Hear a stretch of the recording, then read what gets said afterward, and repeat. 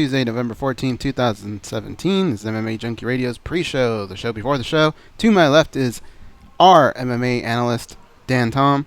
The world's greatest producer is in New York. His name is Danny Elkers. Hosting the show, a guy who is in an undisclosed location in Enterprise, Nevada, Gorgeous George. I am Goz. How's everybody doing today? Excelentante. Never heard that before. I like it. Yeah, I just made up some Spanish, yeah? You like that? Pretty good. Pretty good. How about you, Danny? I'm pretty good. I'm really tired today. You know what'd be really nice? I'm really tired, so it'd be nice if we had some of the old callers call in and help me wake up. I think it's a That good would I don't be think nice. anybody's going to do anything, but coming up in a minute. It'd be nice to hear from, like, Kendra in Humboldt or, like, Kim in Vegas. I mean, Ford calls in more often, but it'd be nice to hear from him, too. How about an Aaron Fisher or Muna?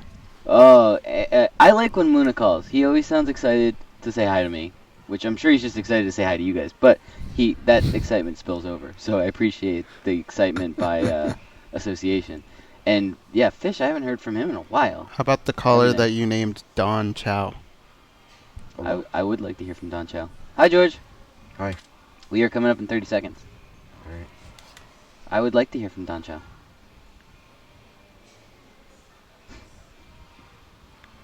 And Aaron from the whole state of Texas would be nice, too. Deep in the heart of Texas. I forget You know, what we're talking about. Proteus would be cool to hear from. I haven't heard from him forever. All right, guys, we're coming up in 5. Stand by. Yeah, Proteus.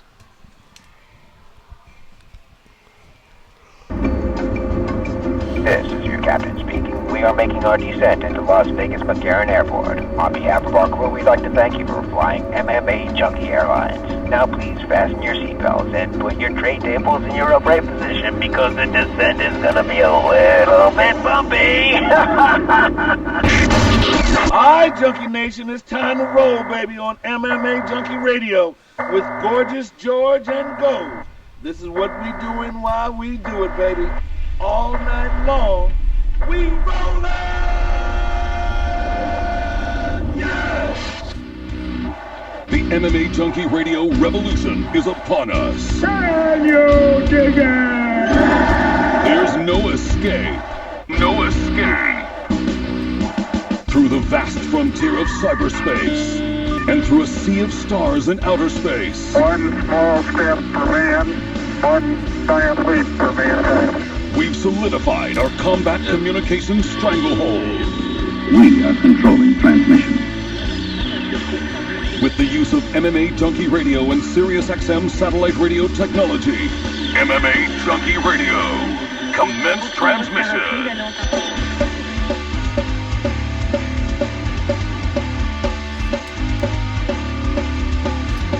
Live from MMA Junkie Radio HQ in the fight capital of the world, Las Vegas, Nevada. Here are your hosts, Gorgeous George and Goz.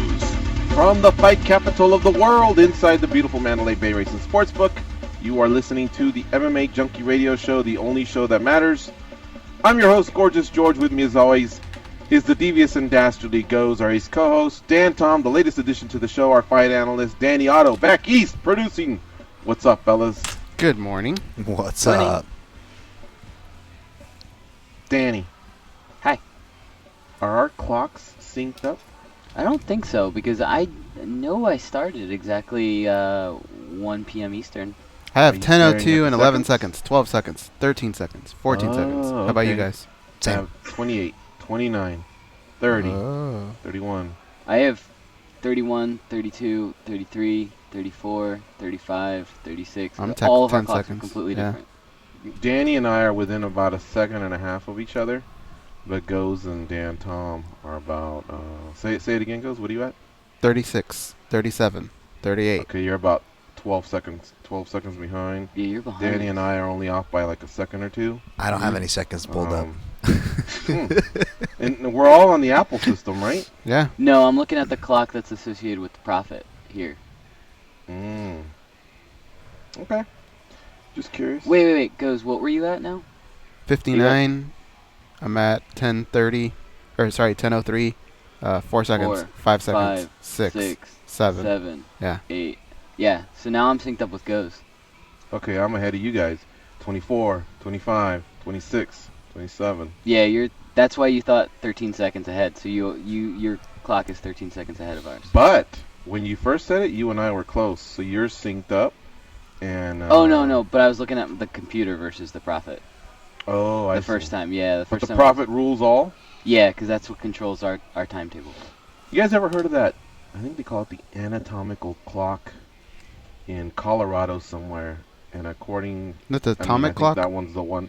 Yeah, the atomic Maybe. clock. Is that what it's... Are you sure it's the atomic clock? Yeah, isn't Yeah. anatomical Whatever. have to do with genitals or something like that? No, It it's all genitals. does. I don't know. But apparently that's the one that rules all, isn't it? I believe so. I think it's the most accurate because it goes out to like the nearest point time, or I don't know. It's crazy. But it's supposed to be, it's supposed to be the most accurate. All right, I'm going to put in the atomic clock in Denver. And it is called official NIST US time. So let's see here. All right, I'm going to read you the official NISTS time. 10:04, 36, 37, 38, 39. 9, 40, 41. So Prophet kicks ass. Sirius XM. Good job, guys. Wait, Prophet's on it. Why don't we kick ass? We're on the same thing.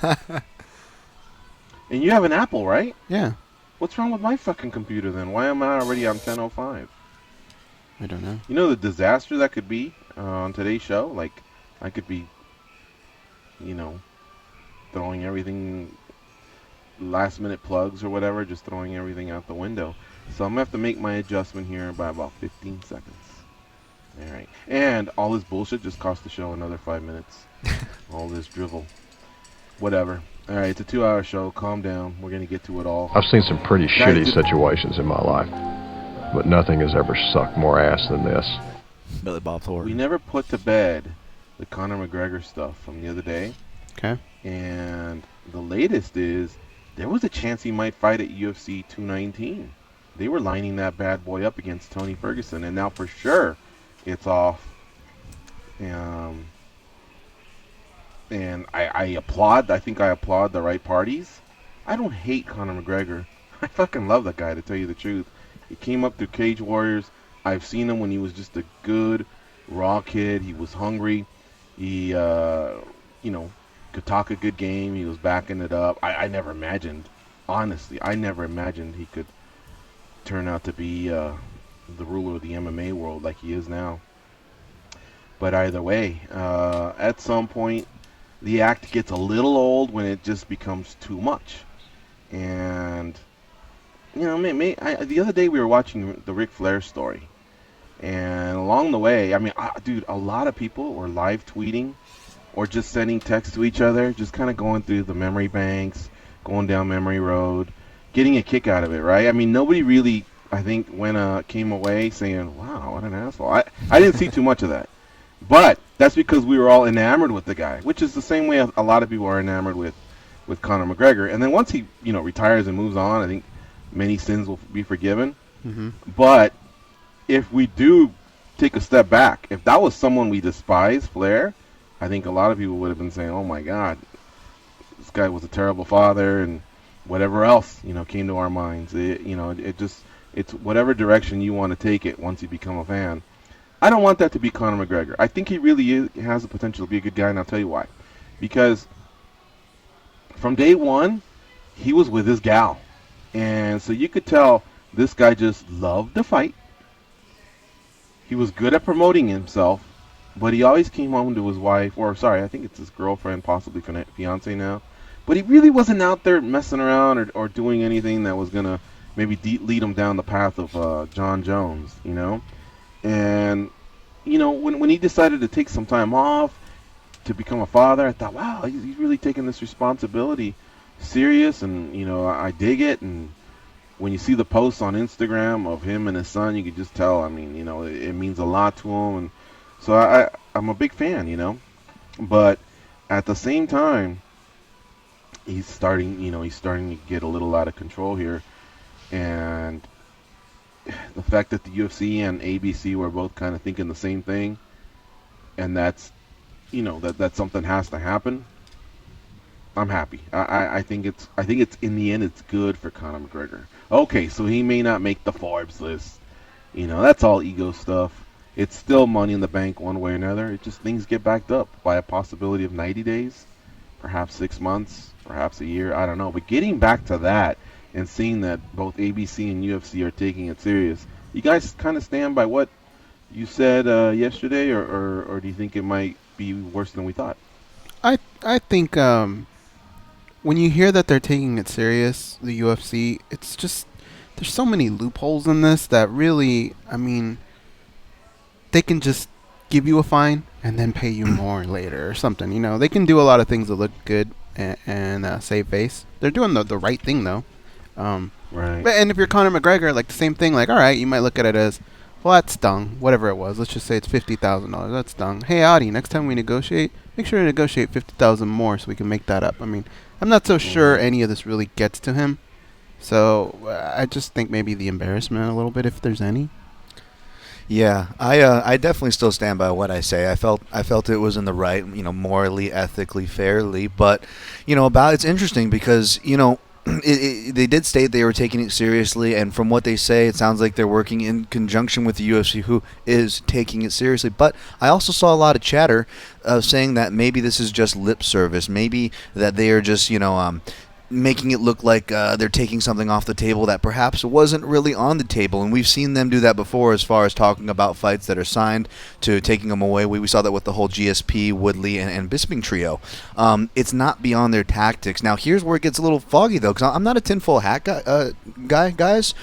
And the UFC, there's so many moving parts, and there's so much, overall good they do that I like to give them the benefit of the doubt. And I will in this situation, but I will say, who doesn't get the benefit of the doubt?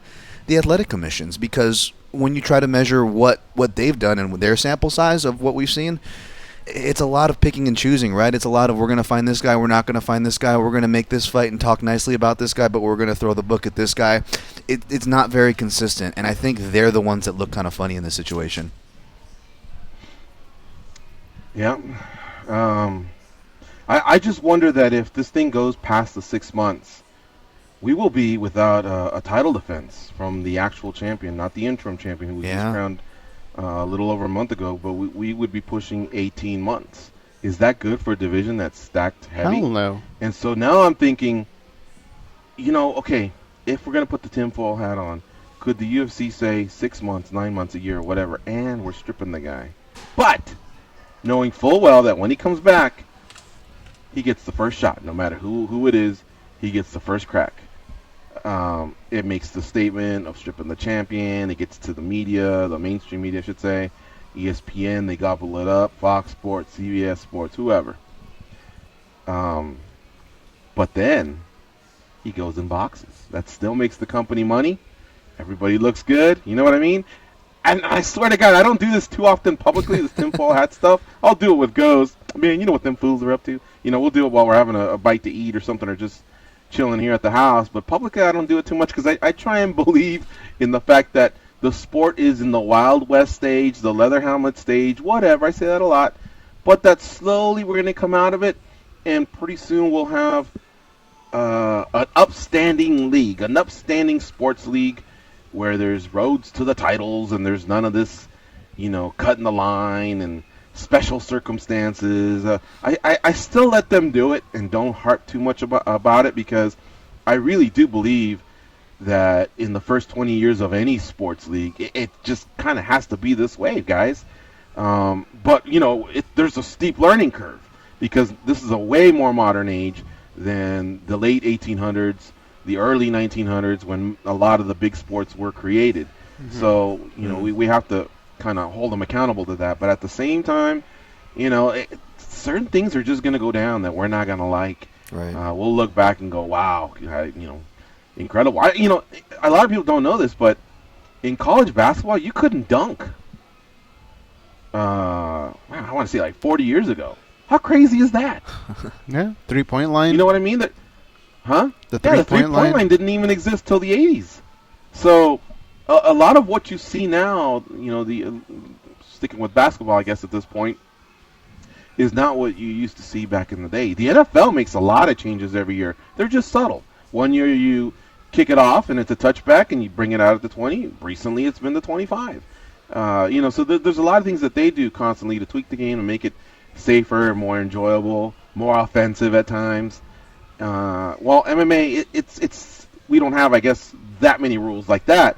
But at the same time, there's just got to be certain guidelines to make the sport safer, more entertaining, make these titles meaningful. I hate that we've gotten away from that. Oh, the title doesn't matter. Money, money, money, money. I knew we were going to get to that. And I wanted the fighters to get paid more money. I just wanted them at the same time to keep that hunger and drive of wanting to be the best. Doing the stuff that I would never dream to do. Even if I woke up today and the knee was better, it was 100%. I found the fountain of youth. I was 18 years old. I was believe it or not, a black belt in jiu-jitsu. I had boxing skills, everything. I still wouldn't have the cojones to walk in there and do it. I mean, you really have to be programmed a certain way to go in there and just do battle like that, And so I admire these athletes. I want the best for them. But at the same time, I don't want lives to be ruined. McGregor, I saw a little bit of the video as he's walking out of the arena, and a lot of people are hurling accusations, that he's partying too much, this, that, whatever. But you could just tell. What young guy, I guess, wouldn't be acting like that when you get thrown out of a club, a bar? You're seeing things through your lens, how you went down. But I just don't want it to get any worse. I really like the kid, but it's interesting to see, how 219 could have possibly had that. I've even heard 219 could possibly have Woodley versus Covington. I mean, the UFC has to be scrambling if we're hearing these things. I don't think he's going to go down that. I think fatherhood has got to maybe chill him out a little bit. But I don't think he'll get to that point. I really, really don't. Because if anything, I think he's shown us that he is a pretty intelligent guy to get to where he's gotten to at this point. To let it all come crashing down, especially after just so many examples in the world that you can point back to in the world of sports of people who have had what he's had and seen it come crashing down, it would be a shame. I really hope he doesn't go that route, but I don't think he will. I just saw Conor's apology posted on MMAjunkie, guys. Do you guys catch that yet? I think it's just a recent one, so I don't think it's kind of unfair for any of us to have read it yet. Yeah. But yeah. Well, Dan, you're kind of new to the team. Would you like to read it, or yeah, sure. Can you read? Test my read. A little bit. Okay, just checking. Let me pull it up here for you. Is he Dexter Manley? For you gents, I feel like I'm on the spot in school, and the teacher, what do they call it, popcorn reading? Yeah. I would always try to change up the sentences, and I would usually get in trouble, and that was my strategy, because then the teacher wouldn't stop asking me at a certain point to read out loud. Mm-hmm. All right, Conor McGregor's apology. 28 minutes ago. Yeah. I sincerely apologize for my behavior at last weekend's fight event in Dublin. While trying to support a loyal teammate and friend, I let my emotions get the best of me and acted out of line. As a multiple weight UFC champion, executive producer, role model, and public figure, I must hold myself to a higher standard. The referee Mark Gonard, which is a typo that I guess has just recently been fixed. Referee Mark Gonard was making a horrendous decision in trying to pick an unconscious fighter up off the floor and force the fight to continue into the second round. Even against the wishes of said fighter's coach, the fight was over. After witnessing my fighter in a fight where the worst happened and the opponent passed away from his injuries on the night, I thought the worst was about to happen again, and I lost it and overreacted. I am sorry to everyone. I sincerely apologize to the director of the Mohegan Tribe Department of Athletic Regulation, Mike Mazzulli, all the officials and staff working the event, Andy Ryan and his father John, two staunch ones that put up a great fight every time. That side will always have my respect. And lastly, every one of my fans. I love yous all.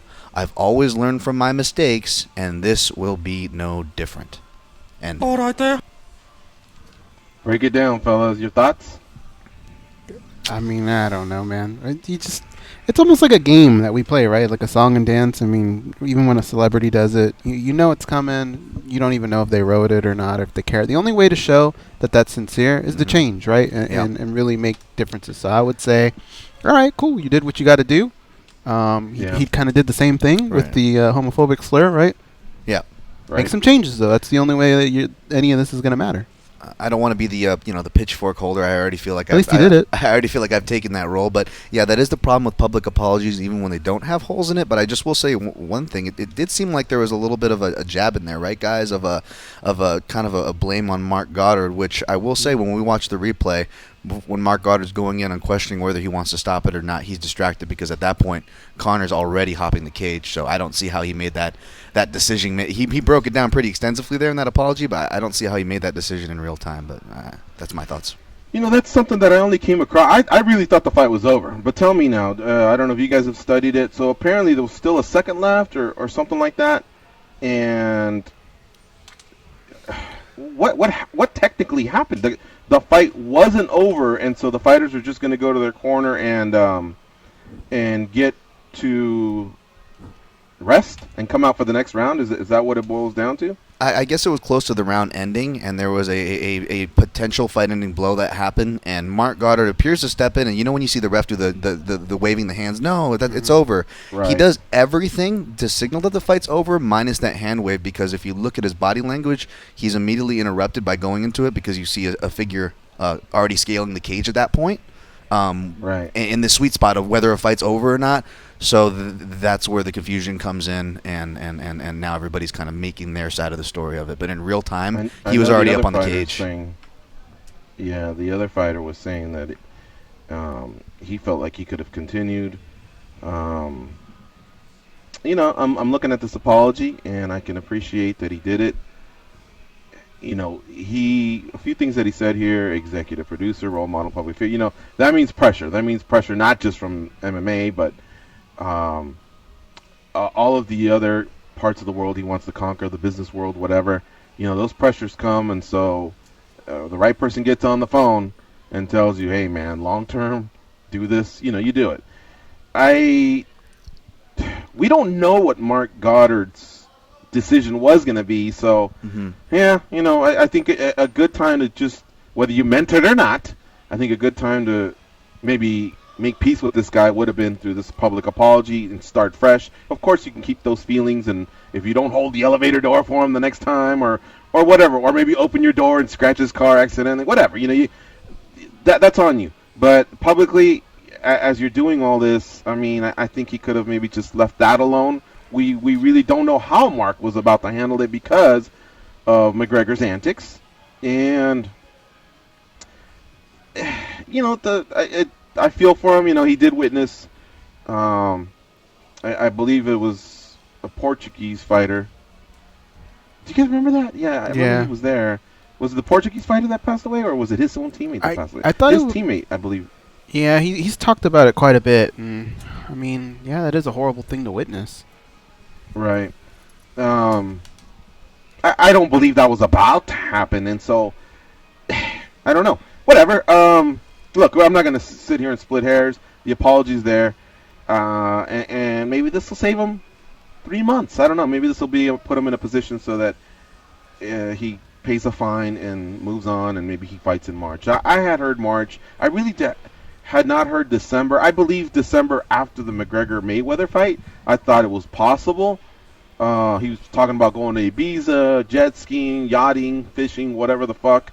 But I thought there was enough time for him to fulfill a title defense and get on this Forbes list, and, and close the year out strong financially, whatever. But then I started hearing that maybe March was more of a possibility. So we'll see. We'll see what happens with this. Either way, I think we're close to a McGregor-Ferguson announcement at some point. And okay. When it comes to celebrities or athletes, and they're in these situations, I'm not trying to single out Conor McGregor. I just mean in general. Do you guys give a shit when they apologize? When you get the long post or whatever? Not really. Again, does it make you feel better? It doesn't. It doesn't. Yeah. It's just a step, huh? Yeah. It's how I'm wired too, but also objectively speaking, for the reasons why you guys said it's tough to tell. This is a very managerial and necessary move, right? You know what I prefer? What I think stands out is when you do a video. That way people can actually see your emotions. They can see the words coming out of your mouth. I think that goes a little bit longer than just, here's a piece of paper of stuff I said. Shit I said. Read that. I think it's always better. Every once in a while you'll see, like, on the news or a celebrity will come out and actually record a video. To me, that's somebody who really did feel bad. Yeah. No, it's a really good point. I don't know how it happened, but I lost 12 seconds of my life. My computer is now in sync with the official NIST time. Yeah. NIST US time. Kind of had that little window open, and now it's really, really synced up. All right, on today's show, we'll be talking to King Mo Lawal. He's one of the 8 participants in the 2018 Bellator MMA World Grand Prix. At the end of that tournament, the winner will be the heavyweight champion. Obviously, I'm a Mo mark, but I like it when it makes a little bit of sense. And I guess that could make him a Bellator great if he could win this and still go down and fight Ryan Bader. Imagine if he won that. I mean, I don't know that we've ever really established anything in regards to Bellator history. There's some great fighters, obviously. They're past year 5. One could start doing that, but that would make them, arguably their best athlete ever to be able to pull something like that off. But we'll see. We'll see what happens. I guess it's something that we're probably never going to see from the UFC. So. Good on Bellator for trying that. We'll also talk to Nina Ansaroff, who's coming off a win at UFC Fight Night 120. She defeated Angela Hill. And Chaz Walton, we'll talk to him. He fights at Titan FC 46. He's in the co-main event slot. Undefeated fighter, 5-0 overall. So let's take this break. When we come back, we'll cover some more news. We'll talk to King Mo Lawal. We'll take some calls. Get in the queue at 866-522-2846. I will jump in that YouTube chat and the Facebook chat, see where everybody's hollering at us from. Let me know where you're listening to the show from. We'll give you a shout out. We'll be right back after this break.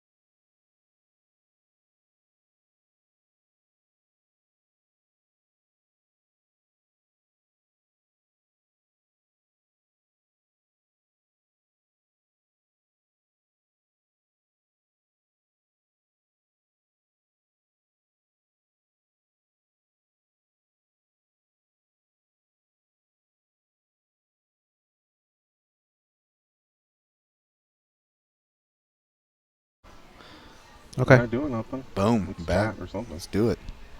What's up? What's up, Junkie Nation? Right now we're in a 5-minute commercial. It's the long commercial. Every hour we have to do 7.5 minutes. So what we've done is break it up into 2 breaks. There's a 5-minute and there's a 2.5 minute. So this is the long break here. King Mo Lawal's texted me. He might actually call you, Danny. So just be on the lookout for that. Okay. I want to give a shout out to those in the YouTube chat. John Rico, always supporting MMA Junkie for many years. Comes out to the Junkie gatherings. That's my man right there. West Side saying Junkie Nation. Don Piccolo, a.k.a. Doncho from Rancho Santa Margarita. He says, hey, yo. DJ Quest 562 says, hey, kids. I gotta hit the bump. What is he, Fat Albert? I gotta hit the bump. Hold on. Oh, there's a bump to be hit. Yeah, sorry.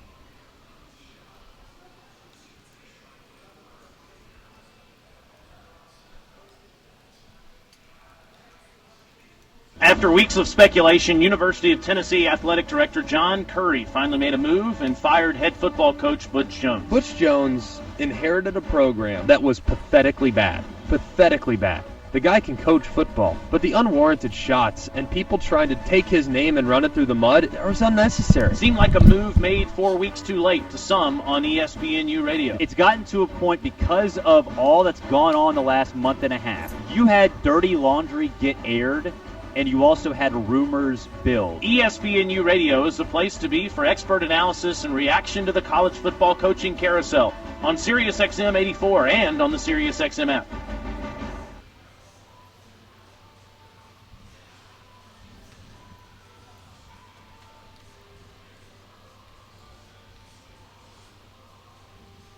Guys are clear. Hey, George, do you want me to wait until we get back into call mode and see if he calls us? He says he's going to call us, so just wait for his call. If he doesn't call, like, within a few minutes, we'll call him.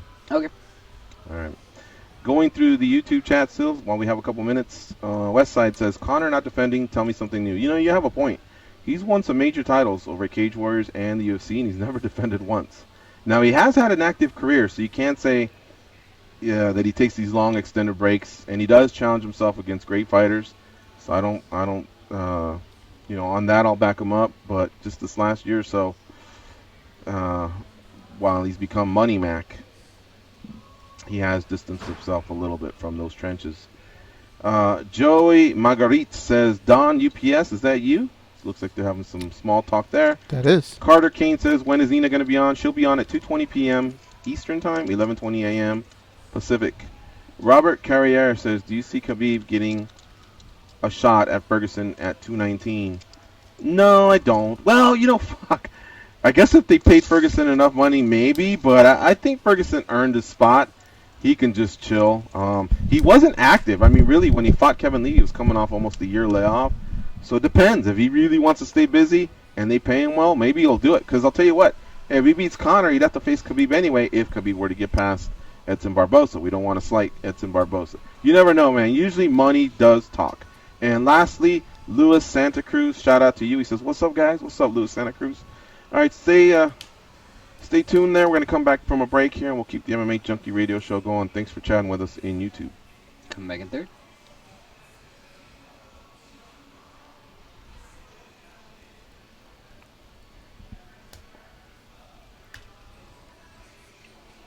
Silence.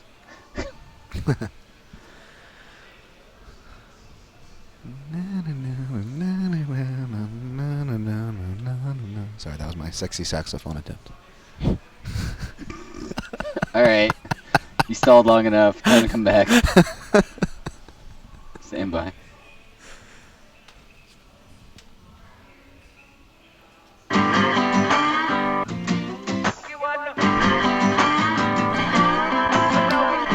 They were forged from the same ball sack, but act as though they've never met. They are the brothers Garcia, Gorgeous George and Goes. The SiriusXM free listening event is on now through November 27th. Listen to 100 free channels on any satellite radio. Tell your friends and family. Go to SiriusXM.com for more information. So that's pretty cool, especially to you college students that will be traveling home, because this runs through past Thanksgiving weekend, Thanksgiving, the holiday itself, and the weekend itself. So you have many ways to entertain yourselves on your long rides home. Be safe out there. And lastly, back to the show. Danny, you'll let me know when our guy's on? Sure. I'm going to give him a call right now. Okay. King Mo, we don't know who he's going to be fighting. Who do you guys want him to fight? Real quick, I forgot what you said last week. King Mo, I would want to see. He's not going to fight Roy Nelson. He's not going to fight Rampage. He's not going to fight Chael. So I would say Frank Mir would be a lot of fun, but I can't remember how I had it down. Let me look. How about you, Dan? If they don't give the Fedor sweepstakes to Chael, then I'd say put him against Chael. I mean, it doesn't sound like it's the funnest match, but the way like Bader, a potential Bader versus Mir, or a Mir versus Fedor, and the way those would work out, I'd rather see a Chael and Mo and see one of those guys get by to the next round. I think it'll be Mitrione. Ooh, yeah, that actually would. That's a tough matchup. Yeah. A more mobile southpaw than he was facing with Crow Cop not too long in the tournament, not too long ago. But Mo has more tournament experience than a lot of these guys, though. So it's interesting, right? It's true. Well, Mir felt, publicly put it on his podcast that Fedor would be his opponent, and if you give Mo Dimitrione, then Rampage Nelson's still alive, and a lot of people wanted to see that. I know Rampage wants to throw hands. That's what he's saying. And then lastly, that leaves Bader and Sonnen. Interesting in the many directions this can go. All right, let's ask him. Let's ask the man himself. Joining us now on the show is King Mo Lawal, former Strikeforce light heavyweight champion, current Bellator money-weight. What's up, King Mo? How you doing? Man, what's up? We're here in L.A. So they're doing this Paramount TV, Paramount Network film thing. Ah, is that stuff that you're filming for the Grand Prix? No, it's more for the Spike TV changed its name, so it's like going to Paramount. So we're doing the thing, rebranding thing. Okay, all right, cool. So Mo, we heard about this tournament, and I don't think they've released anything. And if they have, feel free to share. But if not, how about if you tell us who you want to fight first in this tournament? And you know what? Actually, before you tell us that, I've been assuming on your behalf here. I know you pretty well, and I'm of the opinion that you're going to strongly avoid Chael Sonnen and Roy Nelson and possibly Quinton Jackson. And I'll tell you why. Because I know that, well, for one, you and Chael have known each other for... You're right about the first two. Everybody else can get it. I don't want to fight either one of them two first round. So anybody else is fair game. But I just hope Bellator avoid them other two. But everybody else is fair game. I don't give a damn who it is. But just them two, I'm cool with not fighting them. Okay, so who now? Let's say Bellator goes. Well, you decide. Now who do you take out of the other six or the other five? I'm like, okay, I'll go. But I'll go to Instagram or Facebook or something. Make a poll. Give people an hour to vote. Once it's over, whoever wins, I'll be like, this is what I want to fight. I don't like to pick my own opponents because, of course, I'm gonna be real. It's human nature to pick the easiest thing, straight up.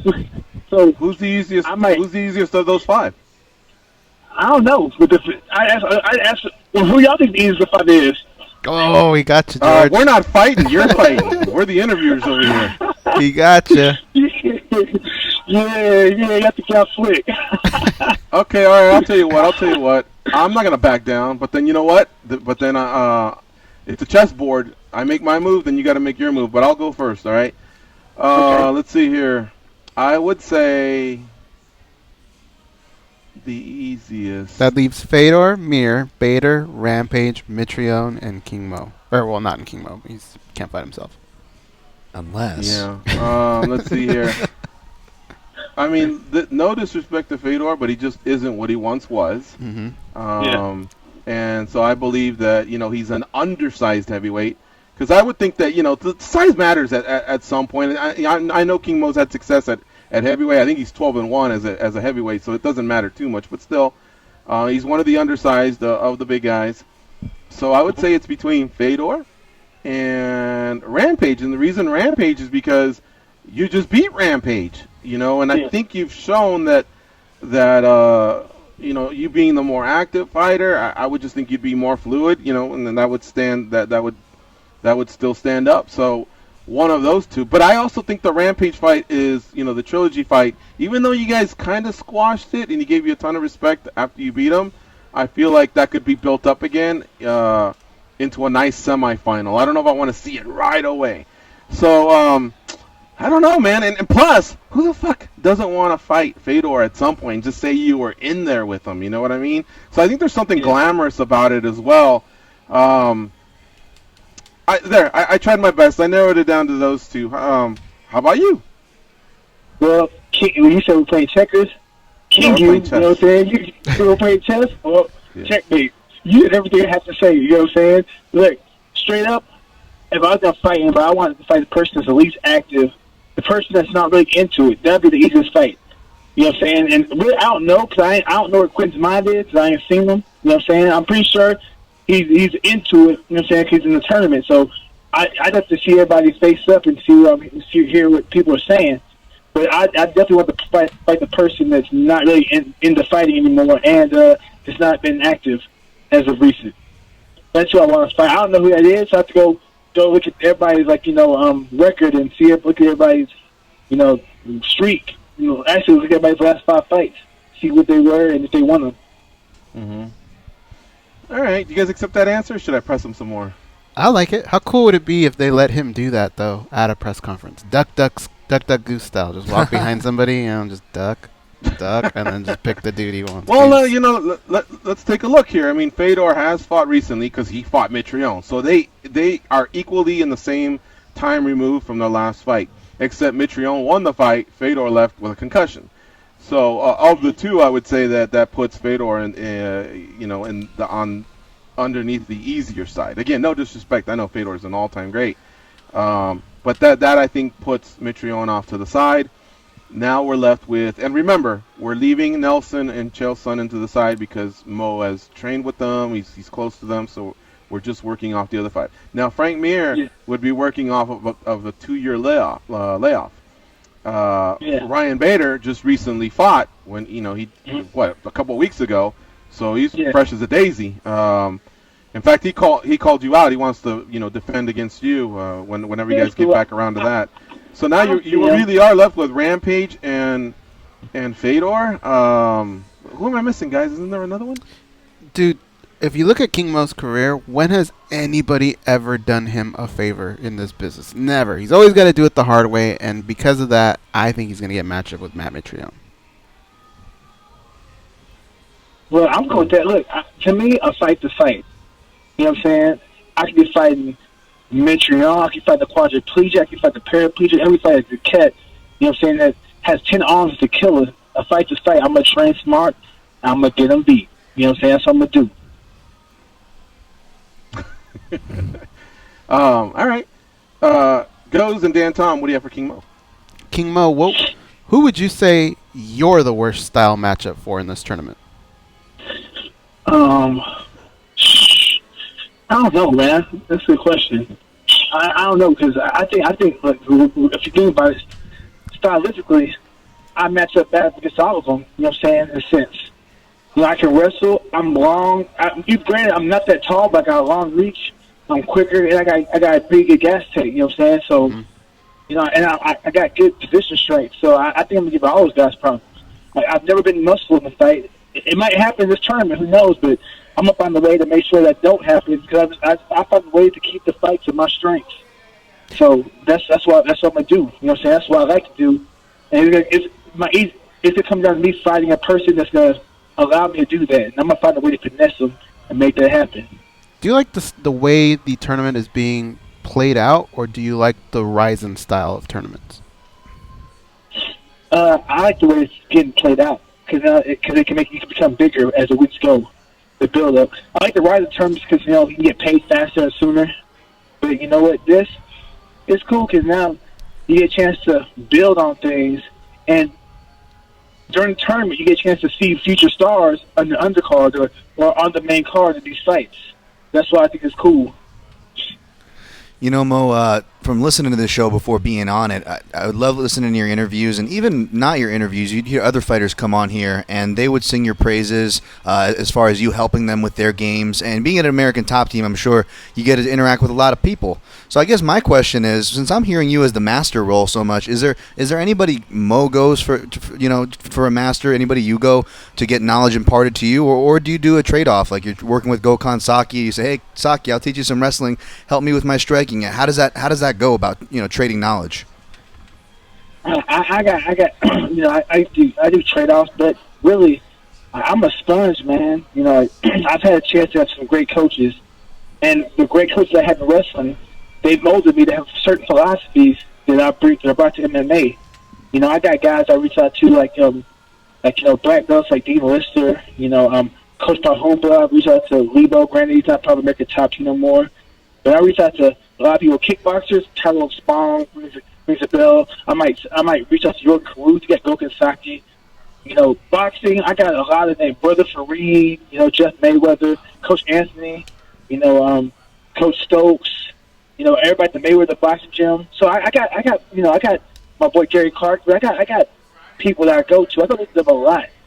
I got another guy named he's a little bit of Black Jordan Green, the Black Jordan Green on Twitter. Yeah, I know Swan you're talking Home. about. Yeah. I talked to Swan, my boy Kevin Quatch. Well, I talked to them motherfuckers literally. My bad, I'm cussing, my bad. Big shit out. I talk to them every week. You know what I'm saying? We talk. I'm like when I go over game plans, I hit him up. I'm like, hey man, what you think? Here's my game plan. Let's talk. Because this guy, granted, he's not a fighter, but this man is very knowledgeable. I can talk boxing, kickboxing, and this guy's a hardcore combat sports fan. So he'll drop names like kickboxing names. I'm like, oh, okay, damn, I forgot about this dude. Good looking out. You know what I'm saying? So I have people I go to like him. So they help me out because I can't. You know what I'm saying?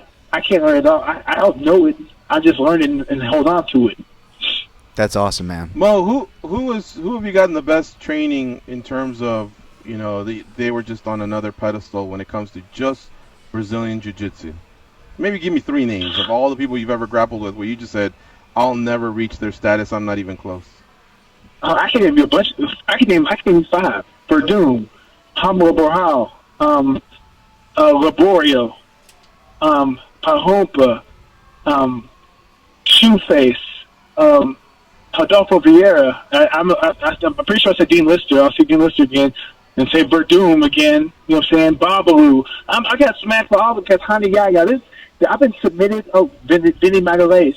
I've been submitted by so many black belts. You know what I'm saying? Like, it's unbelievable. Mm-hmm. All right. Does it matter to you whether you do fight a heavyweight versus a light heavyweight? Like, do you think there's going to be a dividing line? Like, maybe when you guys are at Paramount filming, maybe the light heavyweights will kind of be on one side, like just jokingly saying, we got you guys. Don't think that just because you're bigger, that you guys are the favorites here or anything like that. You think there'll be any camaraderie? Nah, because let's be real. In the tournament, I'm the only true light heavyweight in this tournament. Really, I'm a middleweight. Like, I'm right now, as we talk, I'm probably about 213, anywhere from 210 to 213. I've seen Bader. Bader's big, you know what I'm saying? Chael's bigger than me, you know what I'm saying? Like, all those cats are bigger than me. So, really, everybody looking at me like, what's this middleweight doing here? You know what I'm saying? Like, everybody's pretty much like, there's no camaraderie at all because if you look at it, none of us are really close besides me, Roy, and Chael. I think Roy might be cool with Frank Mir and Mitch Realm, but at the same time, it's business. You know what I'm saying? So we're all here for business. Ain't no camaraderie about light heavyweight and heavyweight because we're all fighting for that heavyweight belt. Right. Okay. Tell me a little bit about pro wrestling. What happened there? What, you just dabbling a little bit? Is that how we can quantify this? Or like it seemed like you were maybe had taken a step back and were just concentrating on MMA.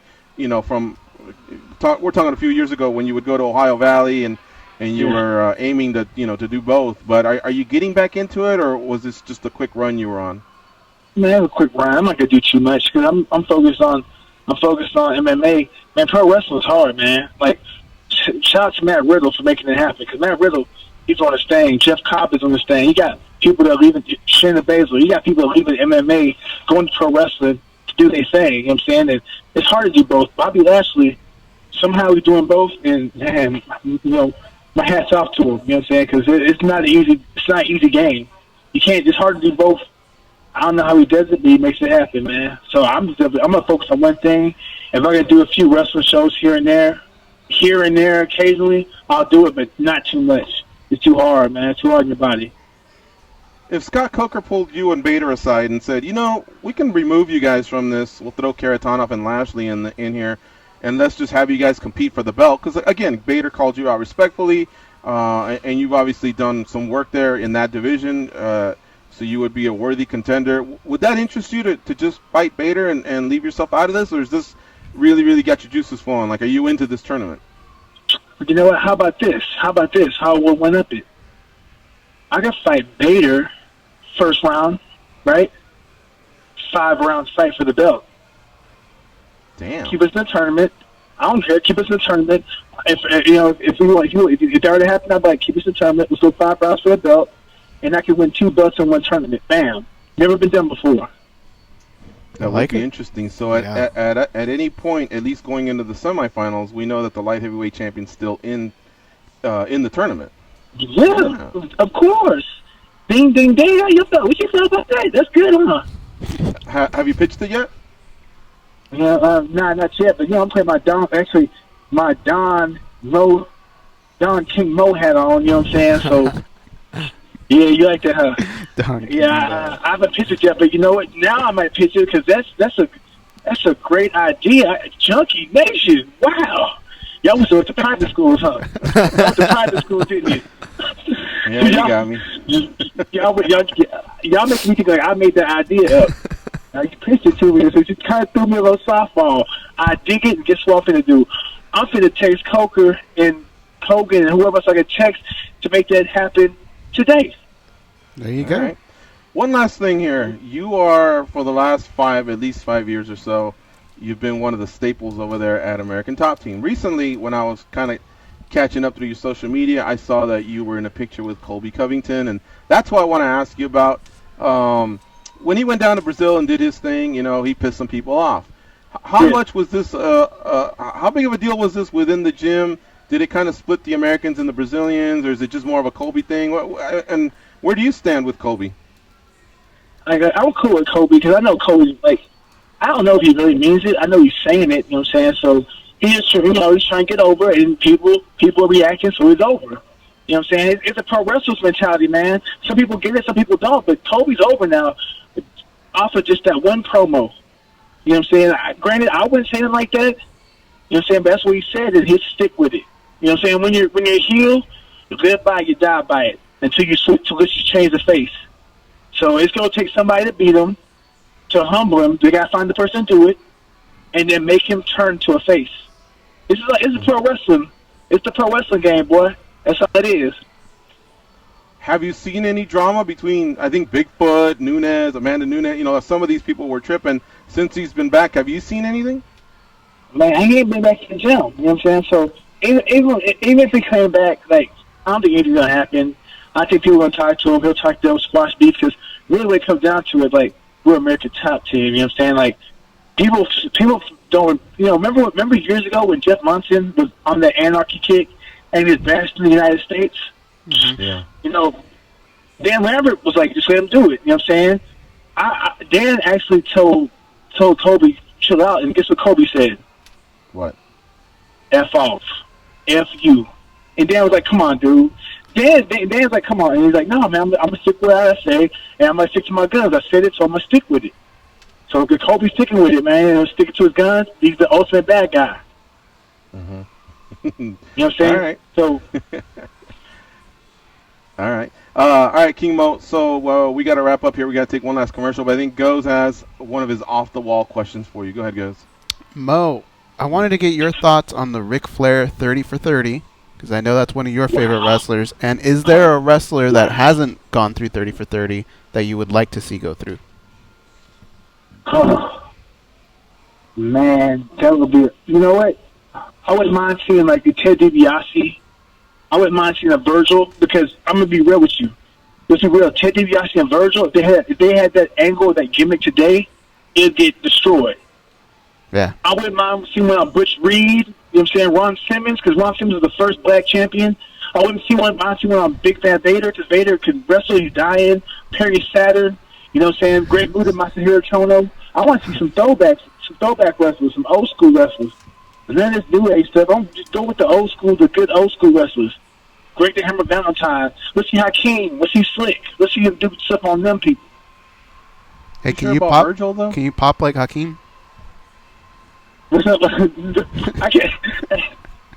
But the thing is, Virgil. What you asked about Virgil?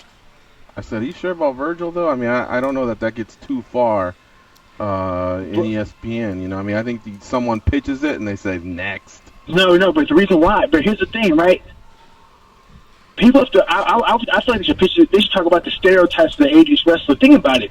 The stereotypes of 80s wrestling, if you go back and look at it today, people today have been so offensive. But back then, when I was watching, it was something normal.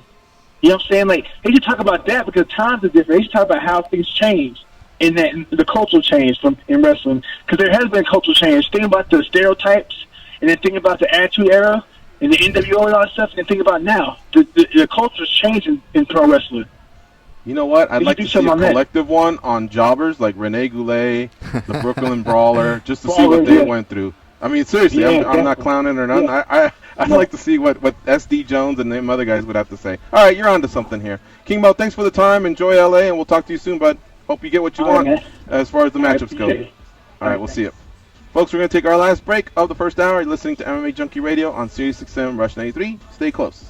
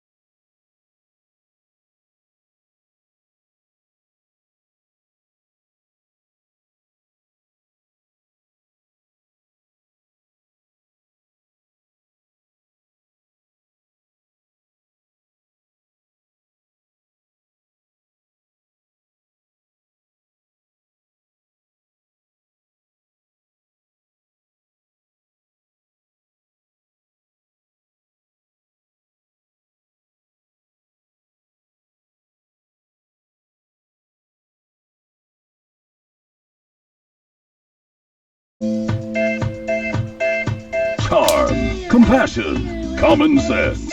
These guys have none of that. You listen to them, so you're no better. I am awesome, though. They are Gorgeous George and Goes. I feel like Gene Hackman in the Hoosiers, where I just turn to my assistant coach, Dennis Hopper, and go, well, I did it again. I got myself thrown out. But we did it again. We got pushed up against the first hour, so we're basically going to go break to break here. Just to let you know, in the second hour, we'll have Nina Ansaroff and Chaz Walton. We'll talk to them. We'll also take your calls at 866-522-2846. And watch this. In 20 seconds or less, Danny's going to give us MMA History Today, courtesy of our friends on Twitter at MMA History Today. Give them a follow. Danny, hit it. I knew you were going to do this. All right, November 14th, 2015, Joanna Jay makes her second title defense for her strawweight title when she defeated Valerie Letourneau by unanimous decision. Yeah, Joanna Jay. Yeah. Joanna Jędrzejczyk. I know that. We got to go to break. We'll be right back, folks.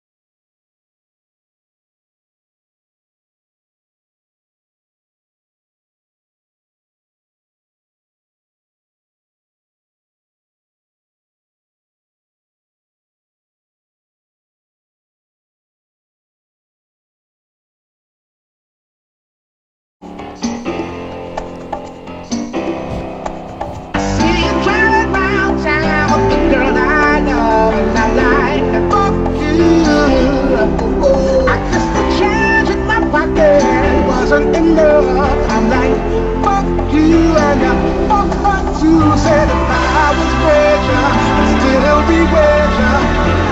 Now ain't that some shit? Ain't that some shit? And although that's brand in my chest, I still the sugar bears. So fuck you. Yeah, I'm sorry, I can't afford a Ferrari, but that don't mean I can't get you there. I guess she's an Xbox, and I'm more Atari. But the way you play your game ain't fair. I picture the fool that falls in love with you. Oops, she's a gold digger. Well, just don't you she gold digger. Ooh, I've got some news for you. Yeah, go to and tell your little boy free. Alright, here we go. It's the second hour of the MMA Junkie Radio Show. Is that guy saying "fuck you"? Yeah. Yes. That's the name of the song. Okay, you know me. I don't really pay attention to the lyrics, but I'm sitting here and I'm like, is he sneaking that in there? Is that the whole point of the song? Yes. Yeah. What's he pissed about? You probably heard it. Well, I think they changed it to dumped him. "Forget You," right, on the Yeah, radio. Forget You is the edited. Forget you. Huh. So what's he pissed about? A chick? Yeah. I got you. All right. The Gally from Toronto. Shout out to him. He was saying, he was asking me a little bit about if I've had any of Freshly. Mhm. You know, some of the food that you've seen that name been popping up a little bit, and I have, Gally, and I recommend you try the steak peppercorn if you decide to go down that route. Sorry, guys, I cut you off. What were you gonna say? No, I was gonna say the guy's remix that he did was pretty good too. He does it for everyone, but just a clip of his. Fuck you, George. Nice. How come neither one of you guys interjected when King Mo tried to say that a 30 for 30 with Virgil would be well received? Have you guys not I just seen don't know. that pic that floats around and there's Yeah. no one in line for Virgil's autograph, a picture, or anything? I don't know. Maybe with the $1 Million Man next to him and we call it a duo, I suppose, but DiBiase. I just don't think that goes far up the ladder at ESPN if someone pitches that one. I think he just kind of got into documentary mode for wrestlers, kind of like what you see with Jake the Snake on Netflix or whatever. Yeah, I was just taken by the Perry Saturn reference. Like, that guy looked like he came straight out of a piercing shop or a dominatrix place. You know what I'm saying? Like, if he had the move called the torture rack, I think it'd be a little bit of a different move. Just saying. Perry Saturn. Powerful reference. Do you remember when he came in with Dean Malenko? Oh, Dean Malenko. Chris Benoit, and there was one more, right? Yes. And was it Eddie Guerrero? Didn't all four of them come in at the same time or something? Yeah. What were they called? What was that group called? I don't remember. I thought they had a name. Perhaps one of the geeks that's listening can. It's like a Four Horsemen rehash, you know, or something like that to live in the memory of Arn Anderson and those guys. And it wasn't on that level, no. But I know they had a name. Of course, I just doubted myself as a geek because I wasn't a pro wrestler. I didn't think they had a name. Yeah, look it up, guys. I think they did. Dude, one of my favorite. Wow. God, How about that fall? Paid off my Chipotle. I'm not trying to get into another one. I know. Well, there's a bunch of like failed teams like that in the Attitude Era. Like, wasn't there one called the Union with like Ken Shamrock, Mankind, Farouk and Bradshaw Jim or something? Duggan. Like, oh, I loved Hacksaw as a kid. The 2x4. That guy was awesome. Yeah, I worked in a construction yard for 6 years. I never saw one guy like Hacksaw Jim Duggan. Was really, really disappointed. You gotta watch cheap I'm coming down porn. with a cold. What? Uh-oh. Well, I have the scratchy throat, but I think it's because I haven't slept much lately, so maybe it's that. Who knows? I'm feeling a little weak, struggling along here. But I'll tell you what, you know who can pick me up is the callers. Junkie Nation 866-522-2846. Let's see what's on their minds. We'll start off with Scott in Utah. What's up, Scott? What's up, boys? What up? What's up, Scott? Not much, man. How about you? Hey, man, I think that apology by Conor is just such bullshit. I mean, if he was so concerned about the health of that fighter, he wouldn't have jumped on his teammate in that celebratory mood. You know, he was happy. He was ecstatic. It was more about the victory than the health of the fighter. I mean, he said in the apology he was afraid the worst was going to happen again. He didn't look like that. He looked like he was just celebrating the win. You know what it looks like to me is that, you know, some of the people he does business with said, listen, man, you just got to do this. Of course, there's some resistance. No, I don't got to do anything. I am boxing. I'm Conor McGregor, blah, blah, blah. No, listen, you got to do it. Otherwise, you're going to lose this. Then when it became a dollars and cents thing, he said, ooh, okay, let's sit down and do it. and his girlfriend looks like a smart young lady. She probably maybe put it together, or maybe Audie. But I have a feeling Conor looked at it and said, I got to put these jabs in. There's a little bit of a save face. And I think Conor would have just been better off saying, somebody please carve this thing for me and here's my username and password, put it out, and let's just do that. Because, yeah, you're right. Conor's such a big name that people are going to sift through it. And, you got to be spot on with that, man. You really do. You got to convince people that it's you and that you truthfully mean everything you're saying. And you've got to make sure you don't leave any possible holes, because that's exactly what people are going to do, and that's exactly what people were doing to Dana White. You said no one can touch a ref. People are going to say that to him, He's lucky, though. This happened on the Bellator, and so he'll have an out, but still, that's just the game right now. Yeah. And yesterday on yesterday's show, you guys were talking about how there's too many cards, and George, I think you said cut it down from 40 to 35. So if they do that, are they got to cherry pick which fighters to cut, or are they just going to wipe out, let's say, the flyweight division? Because it seems like nobody seems to care about the flyweight division. No, I don't. I would say you got to just, if there's 80 welterweights, we got to go down to 75. If there's 80 lightweights, we got to go down to 75. Kind of use ratios. Some of those divisions obviously have a lot more. I believe those two carry the most. And then it goes to featherweight and middleweight. And so, on those, you're going to have to cut off a little bit. But yeah, that's just kind of the way it's going to work. But I wouldn't want to really lose a division other than featherweight, women's featherweight. It's completely not necessary. And they already started it, so I didn't think it was time for flyweight either. But they already started with it, and I'm sure at some point it'll have a measure of success. Bantamweight was it for a while. Now strawweight is it. We'll see where flyweight can factor into all this. I haven't been... The fights have had finishes, so that's been fun to watch. But I still, as I watch the skill level, I'm not sure that the flyweight can compare with what I used to see out of the bantamweight at its highest level and what I'm seeing currently out of the strawweight. I think you're going to see, the skill level is going to be a little bit less. I mean, Valentina, if she drops, that would be great. Juliana was going to drop at one point, but now she's going to have a baby. Jessica I will be dropping. That'll help. I think a few of the other girls maybe said they would do the same thing. So we'll see. But that's kind of what I would do, is just take a little bit off each division and maybe just tell Cyborg, hey, just be destructive. Fight 2 times a year and destroy whoever has the guts to get in there with you. But we don't really need featherweight.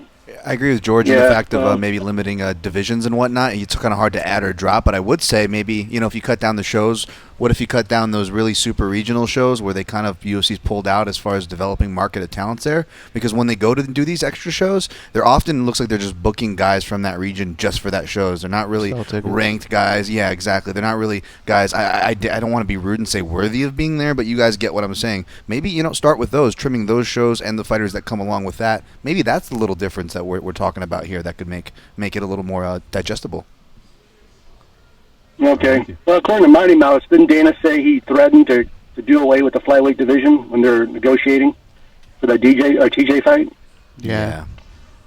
Yeah. Who knows how that went down? I don't know that it.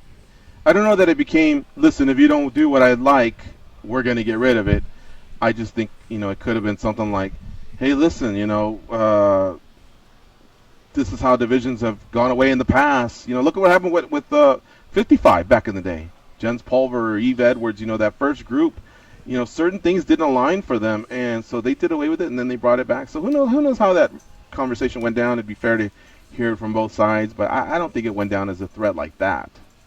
Right. All right. Thanks, guys. Okay, we'll see you. Next up is Marco from Waco, Texas. What's up, Marco? Marco from Waco, ¿qué pasa, vatos? Marco. We're doing good. How about you? Hey, I need a little annoyed with this heavyweight Grand Prix, man. I'm glad they're kind of doing it because, finally we're going to figure it out who's going to be the 10th heavyweight champion in Bellator.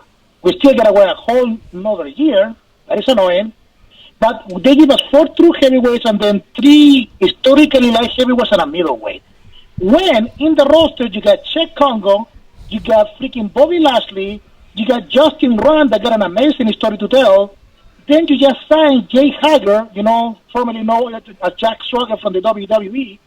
You got Greg Hardy flipping around out there, the football player that wants to come into MMA. You got plenty of true heavyweights who go into the freaking Grand Prix, and you're just doing this gimmicky shit, man. Like, whatever, like, you can also argue that Fedor could have been a light heavyweight if he wanted to. Man, I don't know what to think. I'm still going to watch, but do we really going to get the best freaking heavyweight out of Bellator winning that thing? I don't think so, man. I don't know. Peace out. Well, we talked about some of those guys and why, Bobby Lashley came out and said he wouldn't be able to do it because of his pro wrestling. Right. But he's right. There are a few glaring names. Sergey Karatanov could probably be in there. Yeah. There's a few guys that you could slip in, but then wouldn't most people be going, well, that's not the strongest of tournaments. I get it. I would have said maybe 2 light heavyweights. And it's just star power. Yes. Yeah. It's star power. I'm with you, guys. Either 2 of them or just even 1. I would have left Mo maybe alone and let him fight Vader. It seems like you have a title fight there. Mm-hmm. Let's do that.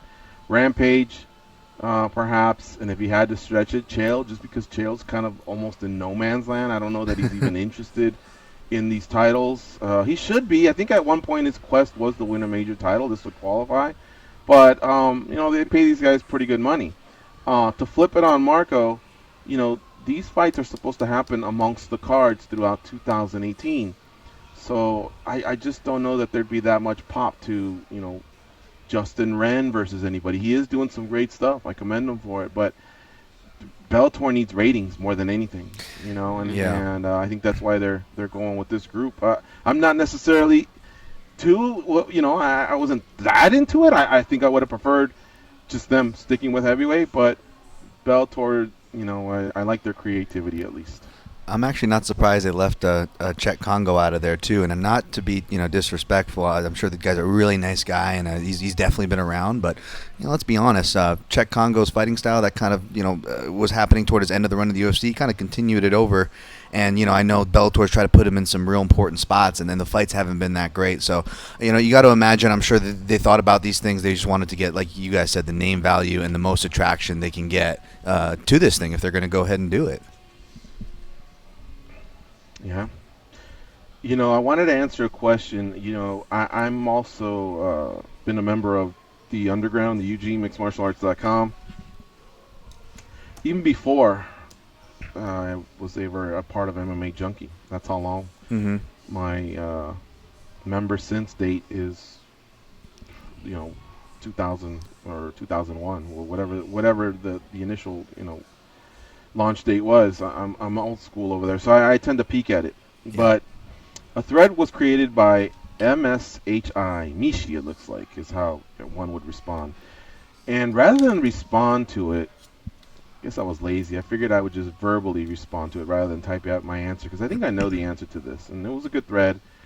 But it has to do with Paul Felder. The question was, how did Paul Felder get the commentary job? Mishi wrote this one day ago. He says, he or she says, seems like an unlikely choice. No. Thought he did a good job, though. Just curious why they went with him rather than a bigger name. Well, we come to find out from Paul, he actually was on our show, and I think he shared this publicly. When they had the Dana White Contender Series, they actually flew in a few fighters so that they could see who was going to partner up. Eve Edwards won the job along with Paul Felder, and they went back and forth on the, those 8 that Dana White Contender Series was taking place. Those 2 alternated. But those 2, along with like 6 others, went out to LA and they competed. They tried out, they auditioned, and those were the ones that did the best. So I think through it all, the UFC's been very impressed because they brought Paul Felder in as a third man at one of their Pittsburgh cards. It was a fight night. Mm-hmm. And then this last show, he did it one-on-one with John Anik. So, he was just the color commentator. So maybe that can shed some light. Fox also has auditions for the desk, the Fox desk, like what James Krause was doing recently, what you've seen Tyron Woodley and Joseph Benavidez and Michelle Watterson do in the past. They've had that in the past as well, but this one was more for actual commentary. So the UFC definitely did their homework and they chose Paul Felder. Now Paul Felder also did some acting, so it could have been that maybe some of those skills helped him win that job. I have an All right, answer, 866-522. George, for the Sure, go ahead. for the question about the 4 guys that came over. Chris Benoit, Eddie Guerrero, Perry Saturn, and Dean Malenko were called the Radicals. I knew it. I wouldn't have guessed that was the name, but I knew they had something. Mm-hmm. That was about the time where I think I popped back into pro wrestling for a year or two, maybe. Was that the Attitude Era? What was that? Yeah, I would think so, right? Yeah. Yeah, those other guys were telling everybody to suck it. What was that? D-Generation X, and China had a big Stone Cold role, and I remember another time I got into it was the corporate ministry. Remember that? Was it Shane with the Undertaker? I think they had one side, and or I forget. Sometimes they suck me back in, but then I try and get out. I fucked that one up, but. I was like, hey, that sounds familiar. That's what Al Pacino says, right? Isn't that what they used to make him say on Sopranos? Didn't you were just making fun of that too yesterday, or the day before? Hooah! Hey, how about Paige Van Zandt? She goes on social media and says, "I'm next." Put her quarter up, 125 pounds, and that immediately got shot down by the UFC. Valentina Shevchenko said, "Hey, you talking? All right. How about me and you?" Paige Van Zandt turned it down. And there's been a few young ladies that have been saying Paige turns down fights. Mm-hmm. Who knows, man? Who knows if that's what the theme or what? But for one, if you look at Paige, I really feel like she could safely cut to 115. As of late, I back off on just, hey, go do what I say. But I believe she could safely cut and get to 15. I just think at 25 it's not going to go good, guys. I really don't. Yeah, I don't think so Those either. 10 pounds will make a difference. Yeah. I mean, that girl on Tough, Sarge, she drops from like 150, man. She's solid. Oof. I don't know that Paige would want to mix it up with her. Same thing with Valentina. You know, some of these young ladies are built for it. And Paige is tough. There's no denying that. But I think she should stick to 15 for starters. But UFC pushing back on one of their own. That was a little surprising. All right, let's take a break. We got to get Nina Ansaroff on the show, and that'll be followed by Chaz Walton. You're listening to MMA Junkie Radio on SiriusXM Rush 93. Stay close. We'll be right back after these messages.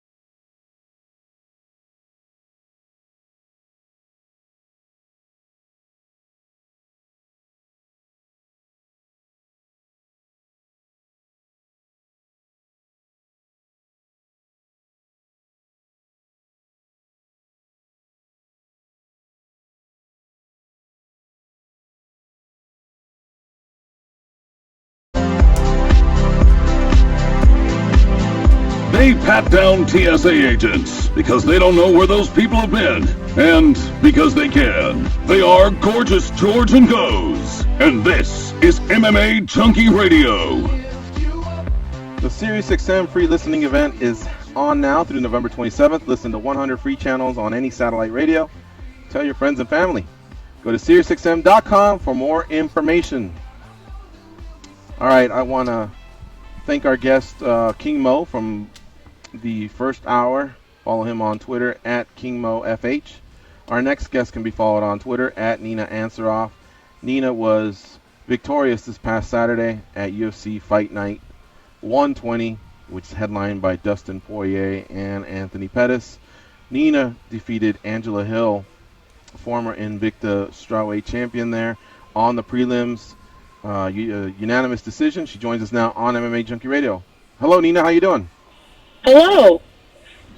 Congratulations on your win this past Saturday night over Angela Hill. That's a ranked opponent you defeated, a former champion. Huge win for you. Yes, thank you so much. It was great. Wait, hold on. I think my GPS is on it. Hold on. Let me turn that off. Okay. Oh, boy. Hold on here. There we go. Where are you headed to? All right. Get some lunch? What'd you yeah, program in that GPS? Chipotle or what? Actually, we ate Peruvian. Oh, my mom's Peruvian. Peruvian food's awesome. Really good. Yeah. What'd you have? Lomo saltado. Oh! I just had that the other day. Yes. It was amazing. All right, good job. Yeah. Lomo saltado. All right, perfect. We're off to a great start here. Hey, Nina, the fight, itself, it went 15 minutes. You got the win. Angela Hill, tough opponent. Great win for you. Really solid win. And even the post-fight interview, I thought went great. You're letting the UFC know, come on, let's go, let's get with it. Give me a matchup. I'm into this. But what I wanted to say was the last 30 seconds, I would say, especially. You and Angela Hill, you guys threw down. But what I saw was a fighter who was having a ton of fun. And I don't know if it was early on. It's more strategic or more stressful, but the Nina Ansaroff I saw towards the end was having a good time, and it seemed like you just let yourself go. Why was that? What happened there at the end? Was it just because you knew the fight was ending, or was it just I don't know? Was it just the right time, I guess, for you to go out there and throw some wicked kicks and this big old smile, lit up your face? It's something that, I should have done earlier in the fight. I had it in me. I had good conditioning. I felt great. And a lot of my fights, my losses have gone to very close, split decisions, or even, so close that, I felt like I got robbed. Or I didn't want to do that this fight. And I knew I had enough in me, and I just wanted to let it out. It's always fun. I'm not afraid to get hit, so I wasn't scared about that. And that's exactly what it was. It was fun, and I should have just reminded myself of that earlier in the fight, and it would have been even more fun. Yeah, Hill's no joke. I mean, she's got some great stand-up, and you definitely held your own with her, outstriking her. And I would just say, I carrying it over to the post-fight, you saying let's get with it, I think you could really build off this win, maybe 3 wins in 2018, get this thing going, start competing with some of those top 5 young ladies, in the strawweight division. Yeah, that's the plan. I usually fight better when I fight better quality opponents. They bring out the better in me, and it helps me to remind myself of what I have. I train with the best girls in the world. I know where I stand. I know I can be up there. If I'm just given that shot without these year layoffs, 11-month layoffs, and get the ball rolling, I'm sure by the end of 2018 I should have a title shot. Mm-hmm.